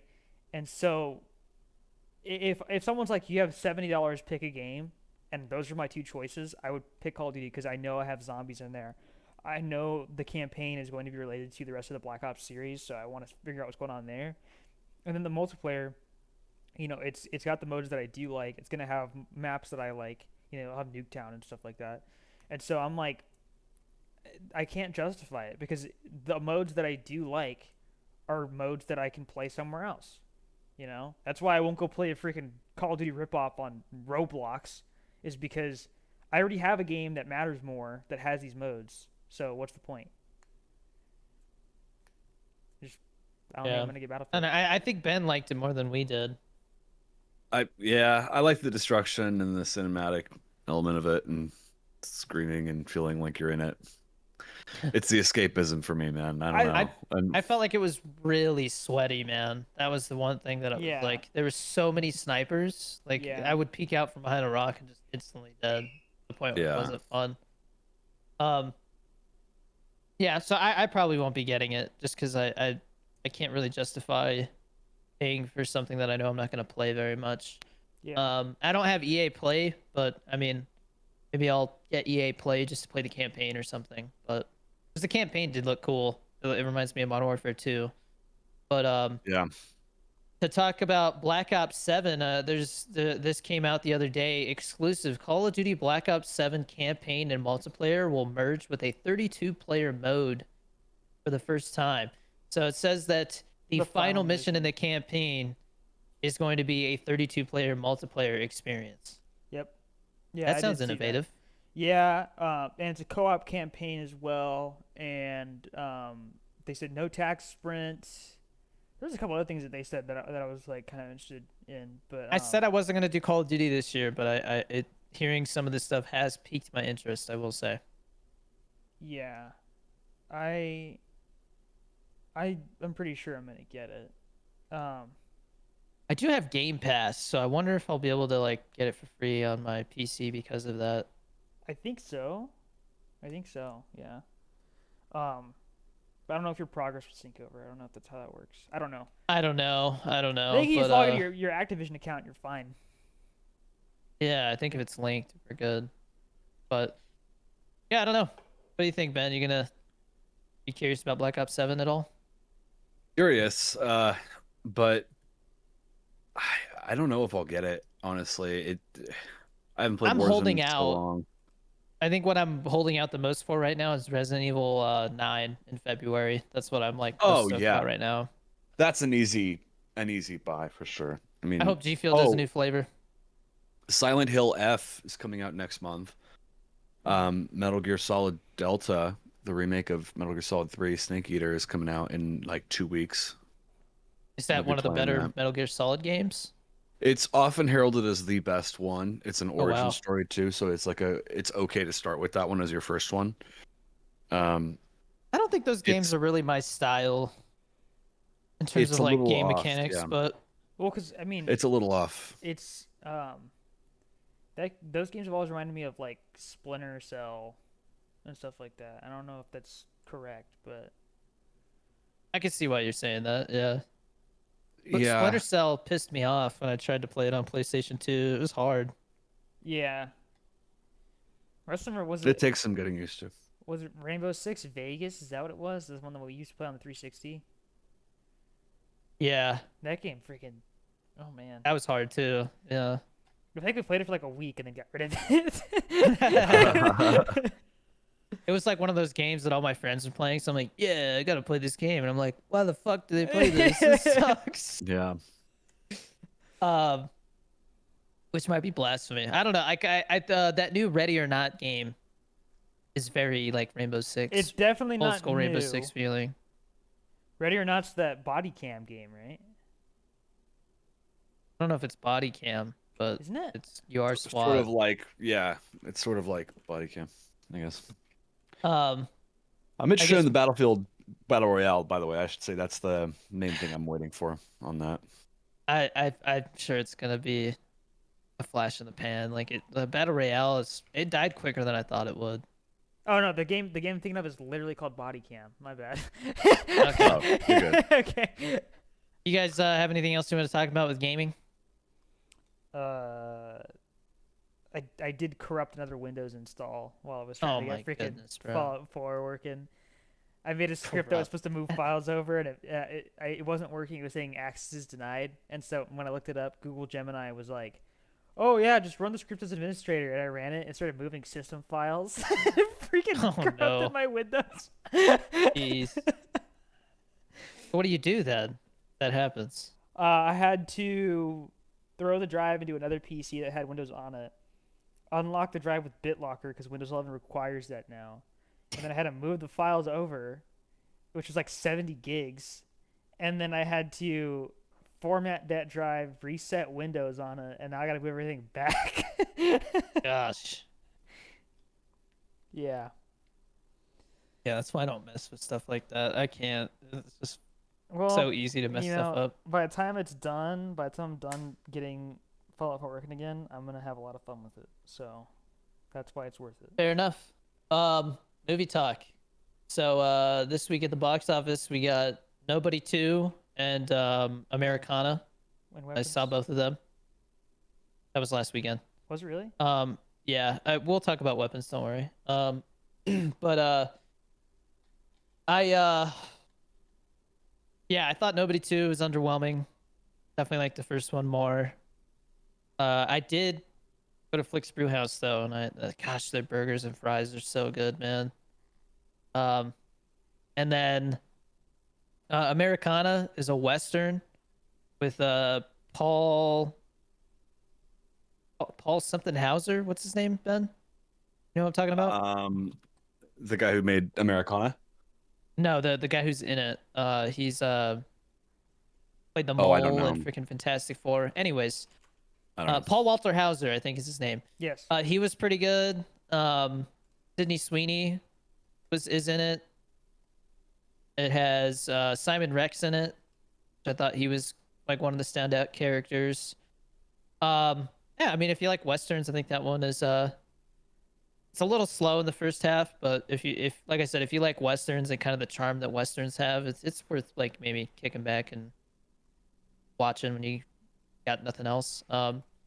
Yeah, Nobody 2 I can't really recommend. I think wait for streaming for that one 100%. That's a shame.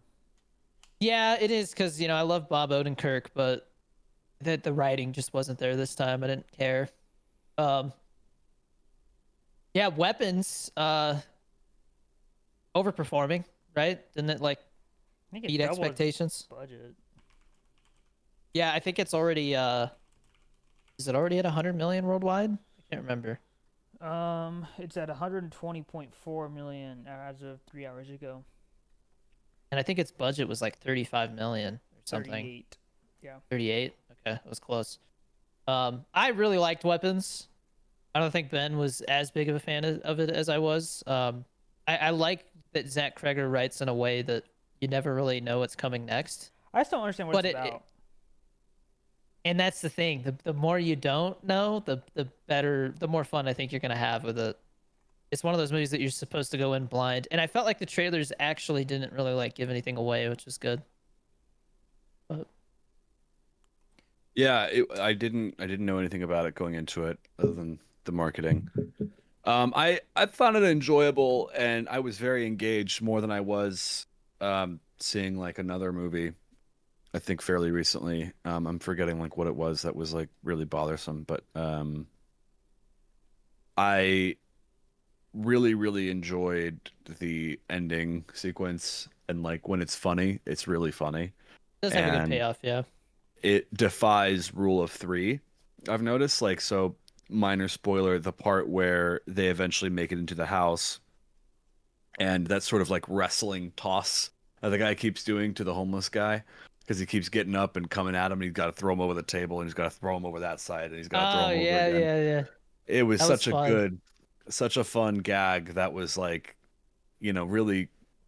really good, and like you'd expect it to have like a rule of three or four, and then he does it just no rules. That was fun. I liked the cop. Um, I forget the actor's name, but mhm. he was that was probably one of my favorite storylines. But unfortunately, it doesn't really like go anywhere, and I think that's one of the detriments of the writing style is that it doesn't always feel like everything that happens has a payoff, but the overall It's arc of it does. I would say like there's a payoff. However, it just feels like makes you think of like the morality of it all, where it's like, did the Yeah, cop deserve that? And right. it like because it makes sense for why that's his ending, but it's like, oh, I guess I think why the did he have to characters were have that? really good. Like all the Yeah. characters are like really well fleshed out and have like flaws and stuff. Yeah. I think good character development is like I like protagonists that you like.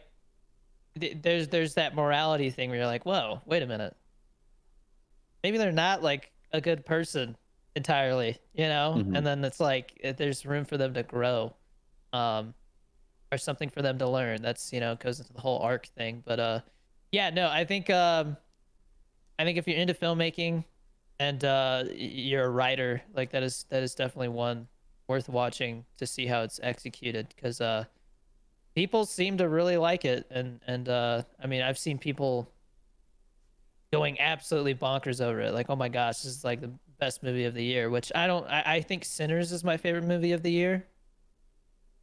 um but I think Weapons is probably number two or three for me. Hmm. um Yeah, no, I let's see. You got Chris. I feel like you can't really answer this because you don't watch movies like us. But like, out of the new movies you've seen this year, Ben, is there like we were just talking about Sinners? Like, what are some of your favorites that at least stood out? The Naked Gun, unquestionably, Nice. was one of the best. If not, I think that is my favorite of the year. That Wow. was just such Really? yeah, it was just so perfect and good and flawless, and just everything that the movies need to be, and what comedies need to be. Again, like it was just such a recaptured. Oh God, I can go forever about it. The snowman alone. I was just like, Yes, I can't believe they did that. It's so the funny. snowman sequence, everything about it. It was truly funny. That makes you actually laugh and The isn't like, chili dogs. yeah, but because the other end of that token is just like obvious slop that people like are not gonna watch unless they just put movies in the background by habit. So like whatever that Eddie Murphy with Pete Davidson one Oh, the was, pickup. Yeah. the pickup, Ugh. yeah, where it's like so obviously like this is just taking advantage of people just background noising, and you just get Yeah. up crazy ratings on your streamer, and I guess you're somehow profiting on that. But like Naked Gun felt like it tried and really thought it through and knew it had great responsibility with its power. And yeah, I want 20 more of those. I would go Great see that every director. week. That Yeah. director, I've seen plenty of interviews with him. Because what was the first movie that he did? I don't know actually. He's like 3 for 3. Like all 3 movies that he made, like people are really happy with. And I know the first one I did watch, but Eva Shafir. Yo, all I'm seeing is Chip Oh, and Dale see, no, Rescue Rangers. I did not I did not watch. Hang on, director. So he's like one of the guys behind The Lonely Island, Oh, which really? I think explains why he's good at humor. So he did. Okay, so I have not seen this, but I've heard good things about it. That pop star never stopping. Oh, yeah. That like Lonely Island movie. And then he did Chip and Dale Rescue Rangers, which everybody was like losing their mind about when it dropped on streaming. Oh, great. So yeah, and then The Naked Gun, which it seems like is his highest rated film. Yeah. Excellent. Yeah, no, it's short. It's 85 minutes. It definitely pushes the PG-13 rating a bit, where you're like, oh yeah, I forget this is It was PG-13. PG-13. Yeah, dude, that's why I'm like, when it comes to writing, I'm like, I think I can make a PG-13 movie that makes you forget. Even it's with the PG-13. dog stuff, there's no way. It's PG-13, man. Wow. I'm in shock. Well, the dog stuff, there's no way. PG-13 for crude sexual material, violence, bloody images, and brief partial nudity. That is like, I'm sure they went through like multiple cuts of this, to keep it PG-13. I wonder what. It definitely would not have. I mean, the originals were PG-13, right? But like, I do not think it would have been as successful if it was rated R. No way. Huh. Yeah, the original is also PG-13 and is also 85 minutes. How crazy is that? I do have some movie talk up my sleeve. Sure. I want to say I didn't mention this last episode because I think I just watched it recently. 2001: A Space Odyssey. Oh yeah. Oh. You texted me and you were like, "That was such an artsy movie." Well, yeah, and I honestly don't think I liked it. Like That's okay. I didn't enjoy the movie. I guess to segue, because I don't know, we might be at that point. I know occasionally we've done recommendations where it's been like, I recommend you don't watch this. Don't watch 2001: A Space Odyssey. It's not worth it. I disagree there. I think it is, cinematography wise, like you can, like I was watching it and I'm like, dude, this looks like something that came out today at times. Yeah, it's crazy. But the movie itself, I didn't come out of it thinking like, man, I'm glad I watched that. I'm glad I watched it, but that doesn't mean I want to watch it again anytime soon. And I think there's a place for movies like that. I think that I saw some people arguing about it the other day because Quentin Tarantino opened his big mouth again and said that he thinks that him and David Fincher are the greatest filmmakers right now. I'm like, if it was anybody other than Tarantino, people would totally lose their shit, because it's like you never, like, have you ever heard a filmmaker be like, yeah, I'm kind of like a Tarantino meets this, and it's like, don't ever compare yourself to other people. You know what I mean? Like, it just drives me nuts. It's pretentious. And so I heard people were arguing in the comments. They're like, well, he is one of the greatest filmmakers today. Like, you can't argue that.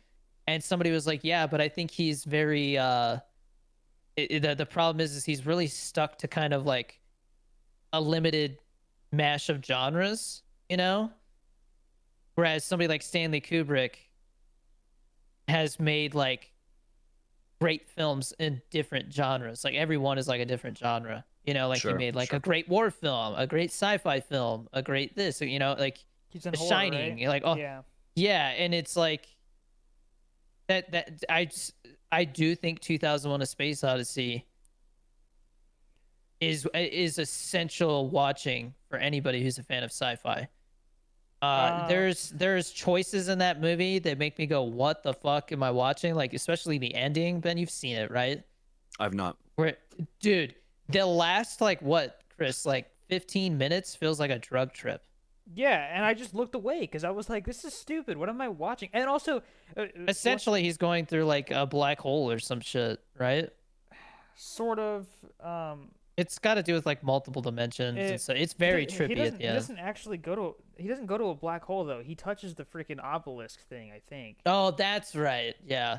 But Dude, I think very similar to Close Encounters of the Third Kind. Which, have you seen that one, Ben? Yes. Okay, so I think Close Encounters of the Third Kind, and I was talking to the colorist about this because we were talking about filmmaking and stuff like that, and I think Close Encounters of the Third Kind, same situation, very like beautiful, innovative, insane cinematography, but like story wise, I think halfway through it kind of loses me. Like Close Encounters of the Third Kind starts out with this kind of like mystery element because it opens up and it's like they're in the, I can't remember where they are. They're somewhere in the world in the desert, and it's like this missing squadron of World War II planes that disappeared is just here. Like it just showed up. Yeah. Like here's all the planes, and you're like, what the? And it's like there's something unnerving about it where you're like, I don't like this. Something feels wrong. that I'll then- go watch. That sounds interesting. So halfway through the movie, though, it's like Richard Dreyfuss. Is that the actor, Ben? I think that's I have the name. no idea. From Jaws. Anyways, it loses me because he starts going like kind of nuts, right? Because of all the alien stuff, to the point where like his family like leaves him, and like I have a hard time, I guess, as a family man, caring about a character who neglects his family like that. Like he's not likable, and I don't think there's really any likable characters in that movie. Right. Whereas with 2001: A Space Odyssey, I think the spectacle of the whole thing carries it a little bit more. It's like when it starts out and we see that space station, dude, I can't, like, that is some Christopher Nolan shit 100%. I mean, Christopher Nolan says that Kubrick is like his biggest inspiration. You can see it. Uh-huh. You know what I Okay. mean? Like there's some stuff with that space station and how it like rotates and all that, where they're at like a space hotel. That shit's crazy, man. So here's the thing, right? From a filmmaking perspective, as far as like cinematography and stuff like that, totally get why someone would be interested in it. But as a moviegoer who is literally just there to watch something entertaining, like there's stuff where I remember, the part where they're trying to, spoilers, but it's also like a almost 60-year-old movie. They are in a pod and they're trying to discuss how to turn off Hal, Mhm. right? And they're like, "Oh, he can't hear us, so we can go ahead and discuss it." And then Hal ends up reading their lips, and he knows they're gonna turn him off.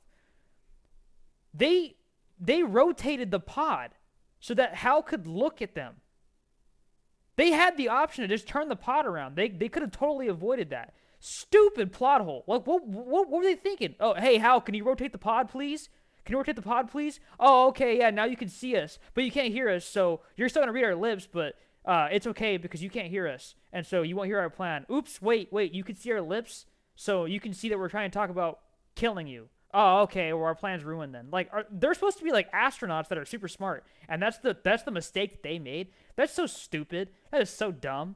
Like, So what? there's some logical things that I could get into, but I don't want to bore the audience. But I disagree with what you're saying, because I think you're forgetting that like this movie. When did it come out? 1969 or 68? I mean, Nothing else had been done like that. People like didn't like the concept of artificial intelligence is still very like new. Like nobody, like the idea that it was going to read their lips was like a huge twist. You know what I mean? Nobody expected that. yeah, but Now that you've seen all these other things today, yeah, it doesn't hit as hard. But you got to think about it from the perspective that they rely on this thing to do everything. yes, but they were going to go against what it. happens? But what happens? I mean, they're talking about it now with ChatGPT. What happens when people rely on AI? They get stupider. They don't make they make logical errors because they're not thinking about it like that. I mean, I guess, And I think they all. You remember when he rotates the pod? He literally like they like he's like he talks. He like turns off the microphone and then like talks to try and make sure that it can't hear him. And I don't think he could do that if he couldn't see it. What? What? They turn the pod. He turns off the microphone, and then he starts talking to it, and they're watching it to see if it like responds, like if it can tell, and they don't think it can. The concept of it lip reading doesn't even come across their mind. Yeah, but one, because they're more worried about can it hear us. They know that it can see, and two, why would you need to be able to see it to tell if it can hear you? It would if it's a robot that is commanded through voice. So you would hear now a we're response. getting into one of the setbacks of like filmmaking and visual storytelling is you have to communicate to the audience what they're doing, and you can't really do that if they're just like, let's turn the pod away, and it's like, I don't think it can hear us, and they're just gonna sit there and talk. And then how is it going to I think they literally say that in the movie, though. I think they literally say, yeah, okay, he can't hear us, and then they keep talking. Yes, but they like they want to see it to make sure that it's not like that it's not like. I just feel like there's respond. so many hoops you have to jump through to justify why it was okay, and that's not. That's every movie, though, man. That's like Saving Private Ryan. You can go through and be like, why did Vin Diesel freaking decide to make a run for it? That was dumb. But then you wouldn't have got the whole scene where he's laying there dying and bleeding out, and he's like, oh, my fucking letter to my dad's got blood on it. You don't get that if he doesn't make that logical error and make a run for it. I don't know. That is storytelling, unfortunately. It's never going to be perfect. For a movie that is like touted as being like one of the greatest of all time, it's really hard to look at those logical fallacies and be like, oh yeah, that's okay. Like, well, and then the other thing, and I think that admittedly being a filmmaker maybe makes me a little more open to this, but again, like if you go back and watch movies from the 50s and all of that, like there are things about it where you're like, this is like, but it's because the audiences were different back then, filmmaking was different back then. I mean, I watched Vertigo, right? I watched Alfred Hitchcock's Vertigo. First Alfred Hitchcock movie I've sat through from start to finish. And I thought the acting was so over the top that it took me out of it. And I thought for a movie that was about a cop who is now afraid of heights because his partner went to save him while he was hanging on the edge of a roof and fell to his death. I thought like the Vertigo and the movie being called Vertigo meant that like that would have played into the movie more, but it was really just a setup for a twist. That's all it was. And so when you go back and like look at it, with having seen all of today's movies, which if you really do sit down and think about it, movies are better today. People like to think like, oh, movies are terrible today, and like, you know, there's no good movies anymore. I think it's just people watch too many movies, and so it's hard for, you know, original ideas to come up to the surface. There's plenty of movies that go under the radar that people stumble upon years later. They become a cult following. The Thing was not a success when it came out. Shawshank Redemption, a huge flop. Now it's regarded as the best movie of all time. I think 2001: A Space Odyssey has such an influence on sci-fi that you can't deny that it is like a milestone in filmmaking, and like it's a great film. I'm not saying does it hold up to today's standards in terms. Well, I think you could say the same thing about like Eddington or something. Like there's some really out there concepts and kind of silly things that happen, but that's just the choices the filmmaker made, and that's the thing about art is that, you know, the artist gets to make the decisions. And if you don't like, I always tell people who like I get into arguments with on social media when they're like, oh, well, I didn't like this. And I was like, then go make your own movie, bro. If you really think that you can do it better, then go, like, please do go make the movie that you think will answer the question or issue or the plot hole that you have here. Go make a better film then. But most people aren't going to go do that. So then shut the hell up about it if you're going to like not do anything. That's what I say. Get off shit or get off the pot is what I always say. If you're going to argue about choices. My thing is I'm not saying the movie itself is like it has no merit, because yeah, like I even mentioned to you, I was like, it's kind of crazy how Star Wars came out after this movie, and like seeing the ships in space, Space Odyssey did it better. Like they look better, right? Oh yeah. And it's incredible. Yeah, and that's crazy to me. But as far as the actual like plot, I can't get over the fact that these are supposed to be like really intelligent people, and and they made a mistake that dumb.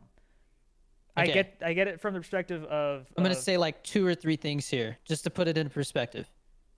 We had just gone to the moon, No, we hadn't. right? Not that long. In '69, we hadn't been to the moon yet. No, it was 68 that it came out. So it came out in '68. When did we go to the moon? 69. '69. We hadn't even been to the moon yet, and this guy's making a movie about space stations and the moon and Yeah. all of that shit. Like I What? said, Well, like, there's that. There's the idea that artificial intelligence was like a new concept. Nobody had really done it before. It'd been in Yeah. books, right? And he literally, like, I mean, the technology that he invented to make that movie, like, nobody had done it before. He's literally a pioneer. Pioneers are going to make logical mistakes that don't hold up when we've been exposed to all these other versions of that kind of story or concept, you know? right. And I'm saying that I can't get over that. The fact that part. we're still talking about it today speaks volumes. Well, yeah, you know? but I think the concepts are yeah, that's one thing, but I'm just saying the execution wasn't perfect. And I think for when people talk about how good that movie was, and I went and watched it, and I was like, well, that was stupid. Like that part in particular, like really bothered me, and then the ending wasn't very good. If I had to describe 2001: A Space Odyssey in like one sentence or a few words, I would say visual masterpiece. That's what I would say. Sure, yeah, I agree with that. I think visually, like people struggle to make things look that good today, and that movie is what, freaking 70 years old at this point. It's like almost 60. Yeah, 60 years old. Almost Like that's 60. Oh my that's God. insane, man. It's Yeah, insane. Like Vertigo cinematography. Have you seen Vertigo, Ben? I just saw it actually for the first time in the theater. There's some cinematography in that movie that is incredible. Like people struggle to like do things that good today. Like that shot in the restaurant, right, where it like he like pans over and then it like goes in and then and it introduces the woman for the first time, the lady in red or whatever the fuck. yeah, sure. I mean, that is like one of the most beautiful shots I've ever seen. You know? I actually had a crazy experience watching Vertigo because I didn't get the memo that the girl that he lives with is not his wife, and I totally thought that is another thing of the time period where it's like that. It's clunky, right? Like that was it's so weird. But I thought it was a movie about this guy who was so down bad to cheat on his wife with this other guy's wife. But like, there's still some weird morality in that whole movie that I just could not get over. I don't think I like Jon Stewart, like as an actor. I don't think I like him. Like I get why people did back then, but I'm just like, he's not like, maybe by that time period standards, he was a good looking guy and like manly, but he comes off as this whole movie, I'm just like, this guy's such a pussy. Well, he's just so like horny. So head over heels for this girl, right? And it's just like, it's creepy. Like I think that's like some if that other dude's wife. Like that doesn't change. It's not Jon Stewart. It's James Stewart. James Stewart. Yeah, but what's crazy is he's so same shit, man. No, I got the last name right. That's the thing is like I put off watching Alfred Hitchcock's movies for so long because I was worried that I was gonna like be disappointed. And I wouldn't say I was disappointed with Vertigo.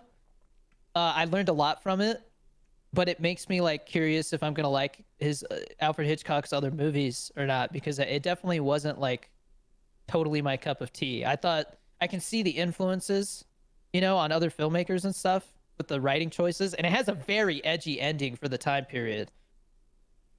Very edgy. I don't want to spoil it because it's like the only reason to watch the movie. But I think it has one of my favorite opening sequences I've ever seen. Because it literally opens with that it's him and his partner chasing some criminal on rooftops, and then he slips, falls, and he's hanging onto the edge, and his partner's like, I got you, and then fucking falls and dies. And then he looks down and he's like, Jesus Christ, like my partner is dead. And like now he's afraid of heights because of it. And it's like, that is such a great opening. But unfortunately, I think like the second act just doesn't like live up to that. Like it just, I don't know, it just didn't do it for me. It's very slow. I don't know, that whole like people like just the artificial chemistry of like, oh, I'm just so in love with you, I will fucking ruin my whole life for you kind of thing. It's just, it doesn't hold up today. Real, Like I think people real are as just, fuck. you know, people are so much more in tune with how relationships work that it's like, I don't know.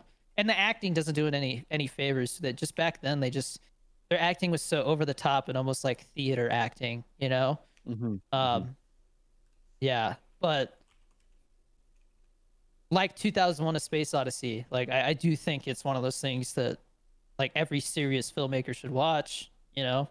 I think I liked 2001 A Space Odyssey a little bit more because I like sci-fi more. But both of them are movies where I'm like, yeah, I don't think I'll ever watch this again unless I'm looking for some specific inspiration. But even then, I can just look up clips on YouTube, you know? I think that's So, really what it comes down to. Is I think you would probably get the same amount of information from clips than you would from actually watching the movie, and I think that's what bothers me. yeah, and that's fair.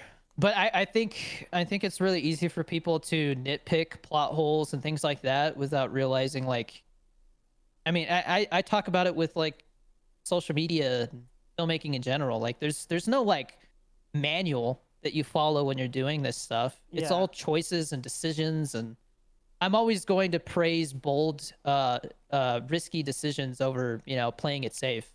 And Yeah. both of those movies do not play it safe. I mean, and I've always nitpicked plot holes just because I think that you have to justify the movie like as much as you possibly can in order for it to actually be something worth watching, and that's why like Endgame, it feels like it holds a lot less weight than Infinity War because it's like Yeah, time there travel's tricky, there man. there were ways Time they could travel have is just, avoided it and they didn't. So I feel like yeah, time travel is kind of like it's choosing a concept that I really think Back to the Future is the best time travel movie ever. and even Because it that just gets make stuff it, wrong. it makes it so simple though, you know, like to the point where like you can forgive any of those things that they nitpick later. But um I yeah. and not to sound like a loser, but I think when Rick and Morty did freaking time travel, that was really cool to me because they kind of say from the get go like, yeah, we really don't want to do this, but we'll try, and they have like time cops where if you try and use time travel, they get an alert and they're like, stop. They're like, don't do that. So I think when it comes to situations where you can put yourself into a plot hole, um, you really need to be careful. And if you don't, then it'll make people like me not want to watch the movie because it's just like, well, this wouldn't have happened if you had done this. You know what I mean? So Yeah. I don't know. Well, to wrap up movie talk, looking at the because this is something I think I want to do, when we do the Fellowship of the Script, Ben. I'm looking at the report about the upcoming weekend at the box office. Honey, Don't. Which one did that? Is that Ethan Cohen? Yeah. So that's expected to have a $4 to $6 million opening, and is expected to gross $10 to $15 million total. Right now, it has a Rotten Tomato critic score of 44%. It's not good. I'll probably watch it. I like crime thrillers, and I feel like the comedy element is where it doesn't always land with him. It's a But lesbian detective comedy thriller. and the thing. yeah the run is it Drive Away Dolls? Is that what the last one was called that Maybe. he did? Yeah, that Yeah, one but had there was some similar another. things to it that kind of made it like not fully land for me, but I don't know. I'll check it out. Americana's doing a wide expansion again. Western filmed here in New Mexico, which is cool, but yeah, that one's very niche.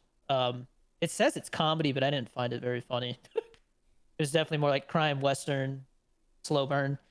Relay. I don't know anything about this movie, but it's got what's his name? Jon Stewart.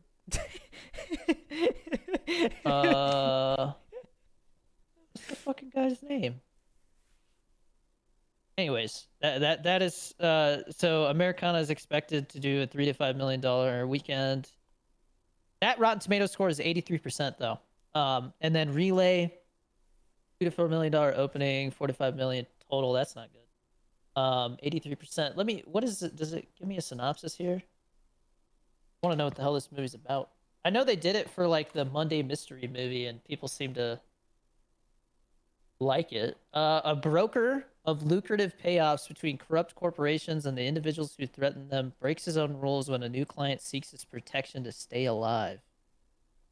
That does not hook me, but it's got Riz Ahmed in it. That's who it is, and Sam Worthington, Lily James, Willa Fitzgerald. So I don't know. Got a cool poster. But there's our sneak peek at the box office. I'm excited for Caught Stealing. That's the weekend after. I hope that's good. You gonna see that one? Caught Stealing? No. No. Are you more of a Toxic Avenger guy? That's coming out too. I'm not seeing that either. Probably. Maybe with friends. I don't know. Caught Stealing. I don't know what it is. It's just no, I'm not gonna see it. It's just what it is. I am curious to see how Darren Aronofsky is doing a comedy. That's definitely not what he usually does. Oh, yeah. I'm curious. I mean, having met Austin Butler and seeing like how much of a genuine person he is, I will see anything that he does. I like that element to it. If I'm gonna see it, it's gonna be for Austin. But like, yeah, he's a cool fucking guy, man. Can't speak for much else. I shook his hand like 6 times. I don't know. Like he just kept shaking my hand. You guys I'm like, kiss? that's a genuine guy. Almost. No, I'm just kidding. No. What did you say? Did you guys kiss? Dude, it was crazy. That was the first time where I saw like anytime he walked in the room, anytime he was there, every woman was just like googly eyed at him. It was insane, man. First time I've ever like experienced that, like true, like just head over heels, like awooga. Yeah, yeah. The ladies love Austin Butler. Yeah. Anyways, that's the kind of stuff we'll be talking about in that other podcast and some of the other filmmaking stuff we talked about here. Chris, do you have a final message for now until you are someday a guest on Fellowship of the Script? Go play Fallout 4. Risen with the Tism. Oh my gosh.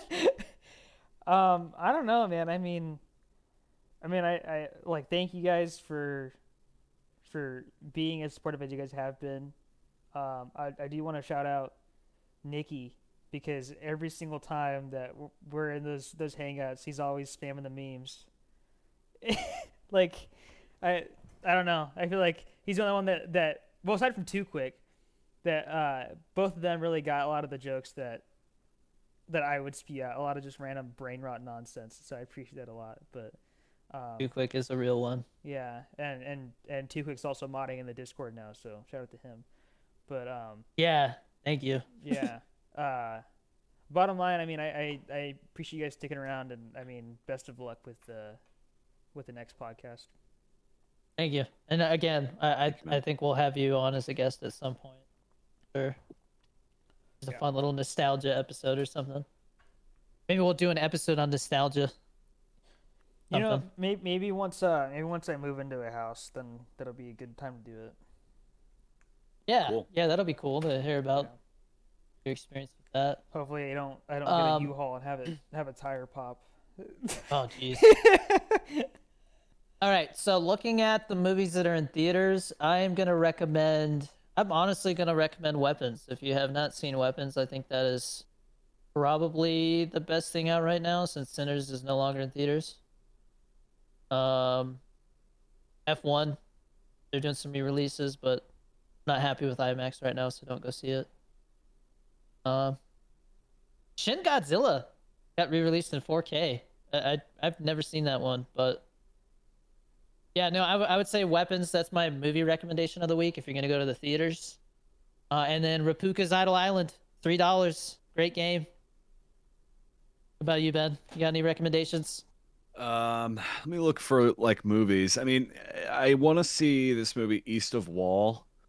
It's like the Sundance winner. I don't know if it's you know, very good. I recommend Naked Gun, obviously.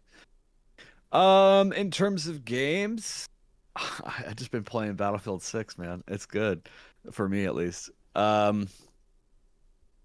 don't know. I don't have anything else to really like hardcore recommend. I mean, give me a second to think about it. I feel like let me come Yeah. up with Well, something. of Chris, some- you said Fallout 4, right? substance. Yeah, man. Go. I will recommend Fallout 4 until the day that I die, or at least until Fallout 5 comes out and it somehow ends up being better. Yeah. 'Cause I freaking love Fallout 4.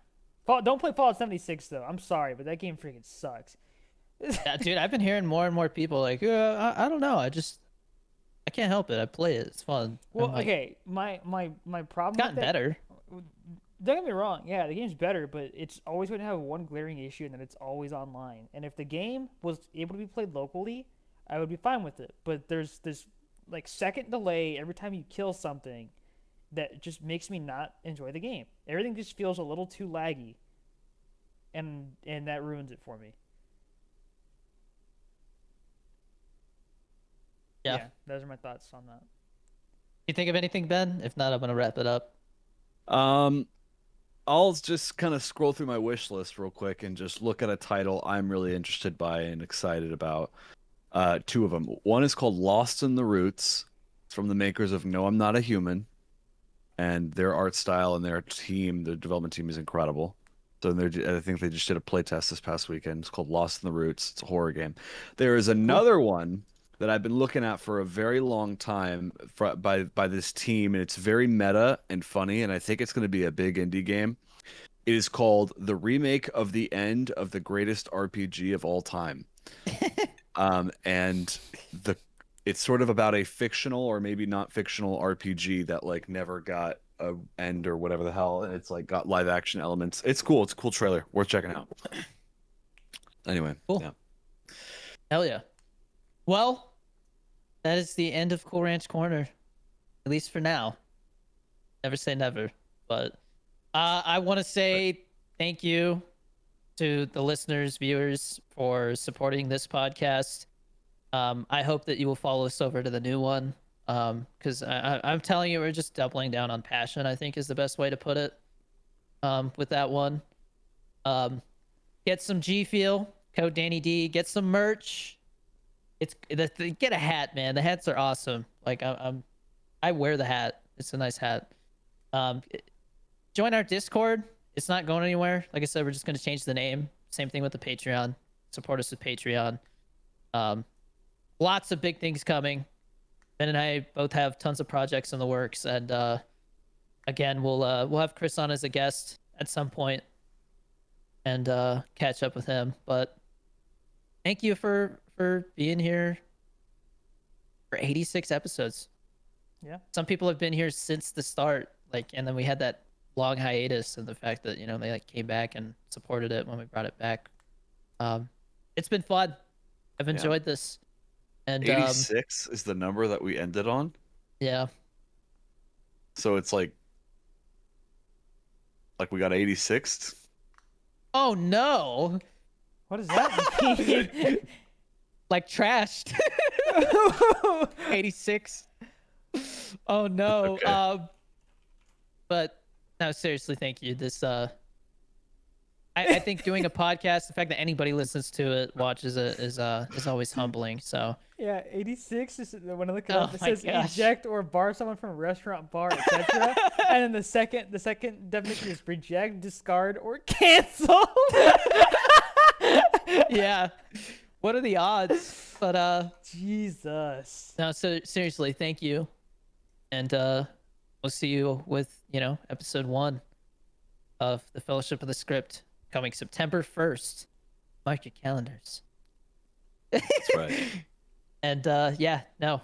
Much love to everybody, and it's been fun. Goodbye. Oh!